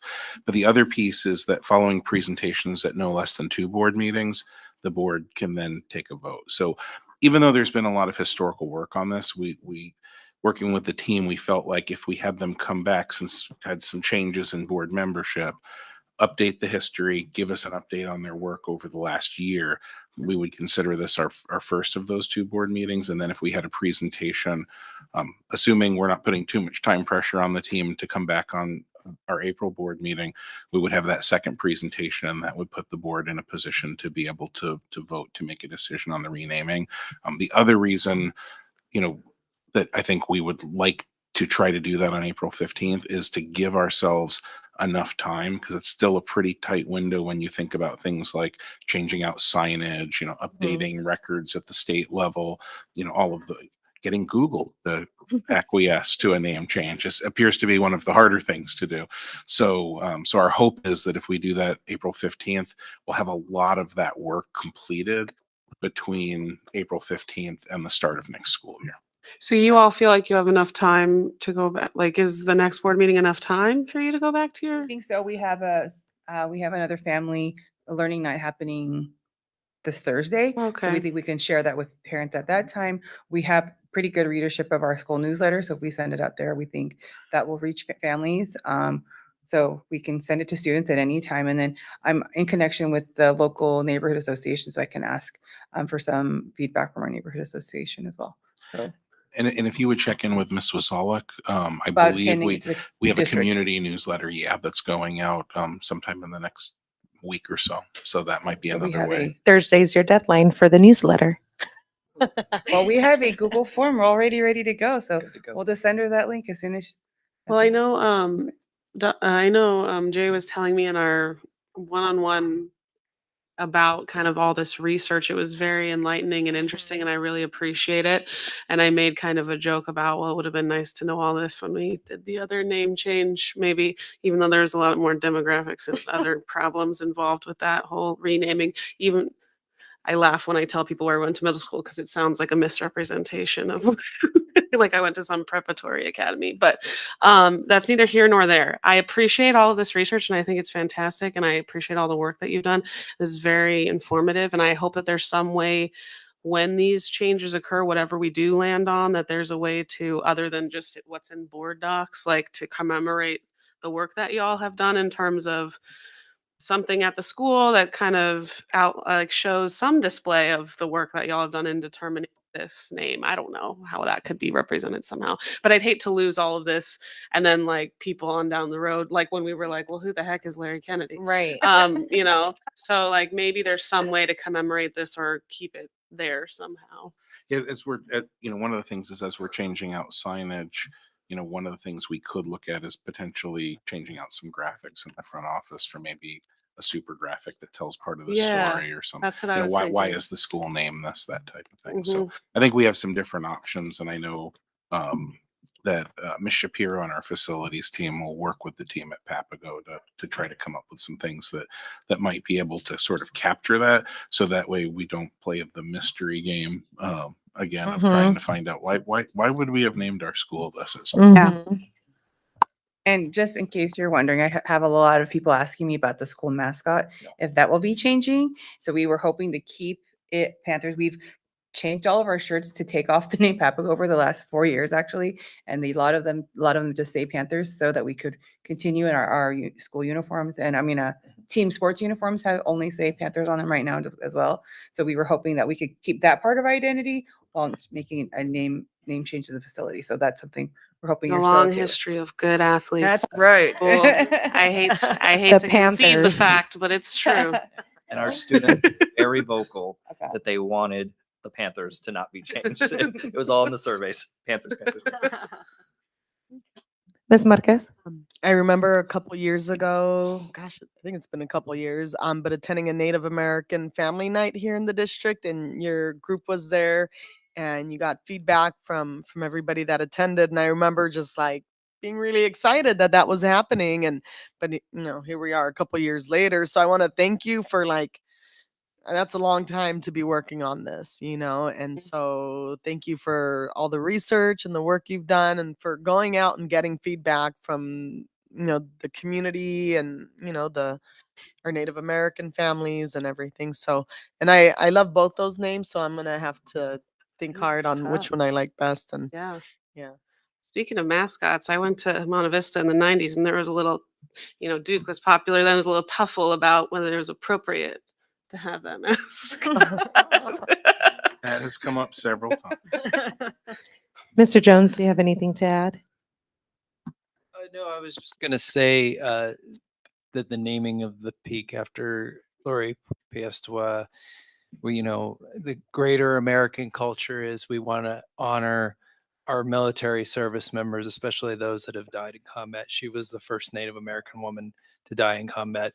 And unfortunately, when you have the Native American, you know, rules of naming things or not naming things after that, people coming into a clash with this American military worship or honoring. But there's another example is Hayes. A lot of people don't know Sierra Estrella is named, the High Point is named after Ira Hayes, who had a very tragic post World War II life. And he's one of the Marines in the Iwo Jima monument. But it just goes to show that we live in a state where we have the highest military service of Native Americans, right? Because of the nature of having so many tribes in our state. My money's on Iron Mountain, and Yeah. I will wait and see. Yeah. Thank you, Mr. Jones. Yeah, I just appreciate all the work that's been done. I'm appreciative of the intentionality and really getting to know if we're going to make the move of changing something on what it's going to mean and what are the unintended consequences, like what happened over there with Piestewa. I would hate for us to move in a way where we're going against cultural beliefs. Like he said, there's a certain way that certain of us perceive certain things, but not at the stake of going against the same people from that culture or from those practices. It just doesn't add up to me. So I appreciate everything. I also have my own bias of what I like, but I'm not going to share that. I'll wait until it goes out in the community. I already know what I want. It's awesome. I'm just excited, and I think it also tells a story of how everything that we transcend and everything we do is aligning. We have a land acknowledgement for a reason, and it's not just there for words, but it's really to take heed to the policies and everything that we have, going it back and always centering back to our indigenous people that were unfortunately displaced when this institution was created in the late 1800s. So there's a lot of history there, and I appreciate everything that you guys did. And yes, I believe that we're all ready, as long as you guys are okay and it's in your time frame, we're ready to hear whatever next steps are to renaming the school. Ms. Ayers, did you want to add anything? No, just the same sentiment. Like I'm excited that we're kind of getting to the conclusion of this, as I'm sure You've been along it's the whole been way. a long journey. And I actually I like both of them, so I can't say which one I prefer, to tell you the truth. I think they're both great. So thank you. Yeah, thank you for the extra work and the hard work and for staying late with us. tonight. Yes, appreciate you guys. And thank you to the equity team for all their hard work, because Yes, without them, all of them, everybody. thank you. Thank you. Thank you so much. All right, that brings us to 12A, which is future agenda items. Do we have any future agenda items? The only future agenda item I will add is us giving a little bit more context on the majority of where our operations budget goes into and what is in that operations. Like, what are we doing to sustain that that salary and the operations when it comes to the workers of the district? Is that enough, Ms. Juarez? Yeah. Perfect. I had two. Yeah, of course. Were we going to read these two that were already on here, or we don't need to? No, the ones that are there, we usually don't. Those are just living documents that future agenda items that eventually we'll put in the agenda. But go ahead, Mr. Jones. Thank you. I've had these on my mind for probably a couple months now. The first one is taking a look at chronic absenteeism and absenteeism in general in our district. I think it has a direct effect on student outcomes. If the students are not in the classroom learning, they're not going to show any positive, outcome. And my understanding from a conference, what prompted this was when the NAEP report came out. I can't remember now if it was in February or January. I was able to watch the Campaign for Grade Level Reading hosted a webinar on the result. Creighton does not participate in NAEP, but it's the nation's report card. So it's just a general sense of how school districts across the country are doing. And not well was the big takeaway from this. And I think even though we're not participating, I think we're seeing similar problems. And when they hosted this webinar, this was after it was released, and what could we find from all the data in NAEP? And what was brought up over and over again was attendance post-COVID or post-pandemic, or post-lockdown, that this era after 2020-21. And I had a conversation with Mr. Mann briefly on one of our Monday phone call meetings, and I think we were in agreement that it's something we can tie into student outcomes for sure. And I don't think, it won't cost any money, at least at first. But yeah, I'd like to see attendance reports by year over, 5 years before 2020, and then, going into now and looking at those numbers. But any data that you all that the executive team might have on attendance impacts on testing in the district. And my second future agenda item is our student phone policy and usage of electronic devices during the school day by students. And So just to clarify that, I'm sorry to interrupt.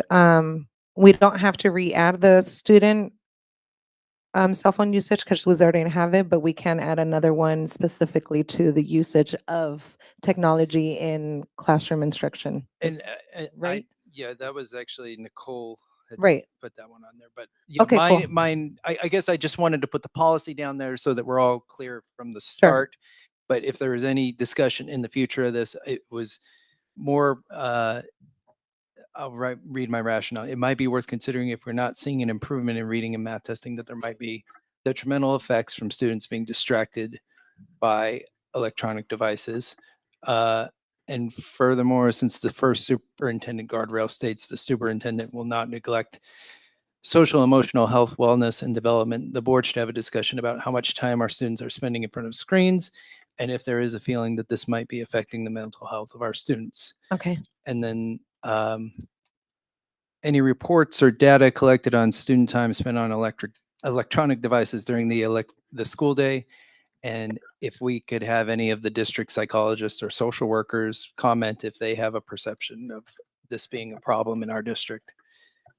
This was prompted by my reading of The Anxious Generation, which was a very popular book last year. My brother, who's a pediatrician, sent it to me because it has some very troubling figures from 2010 onwards, especially within, looking at teenagers' mental health and anxiety and depression, and in different subgroups within children. But I told him, I think this is something I should bring up if I'm going to be a school board member. Awesome. Thank you so much. I appreciate that. Any other future agenda items? All right. Hearing none, we go to 13A, which is I move the governing board adjourn. Second. All those in favor? Aye. Any nays? Hearing none, motion passes. Muy buenas noches. Thank you to everybody. Have a great night. Yeah.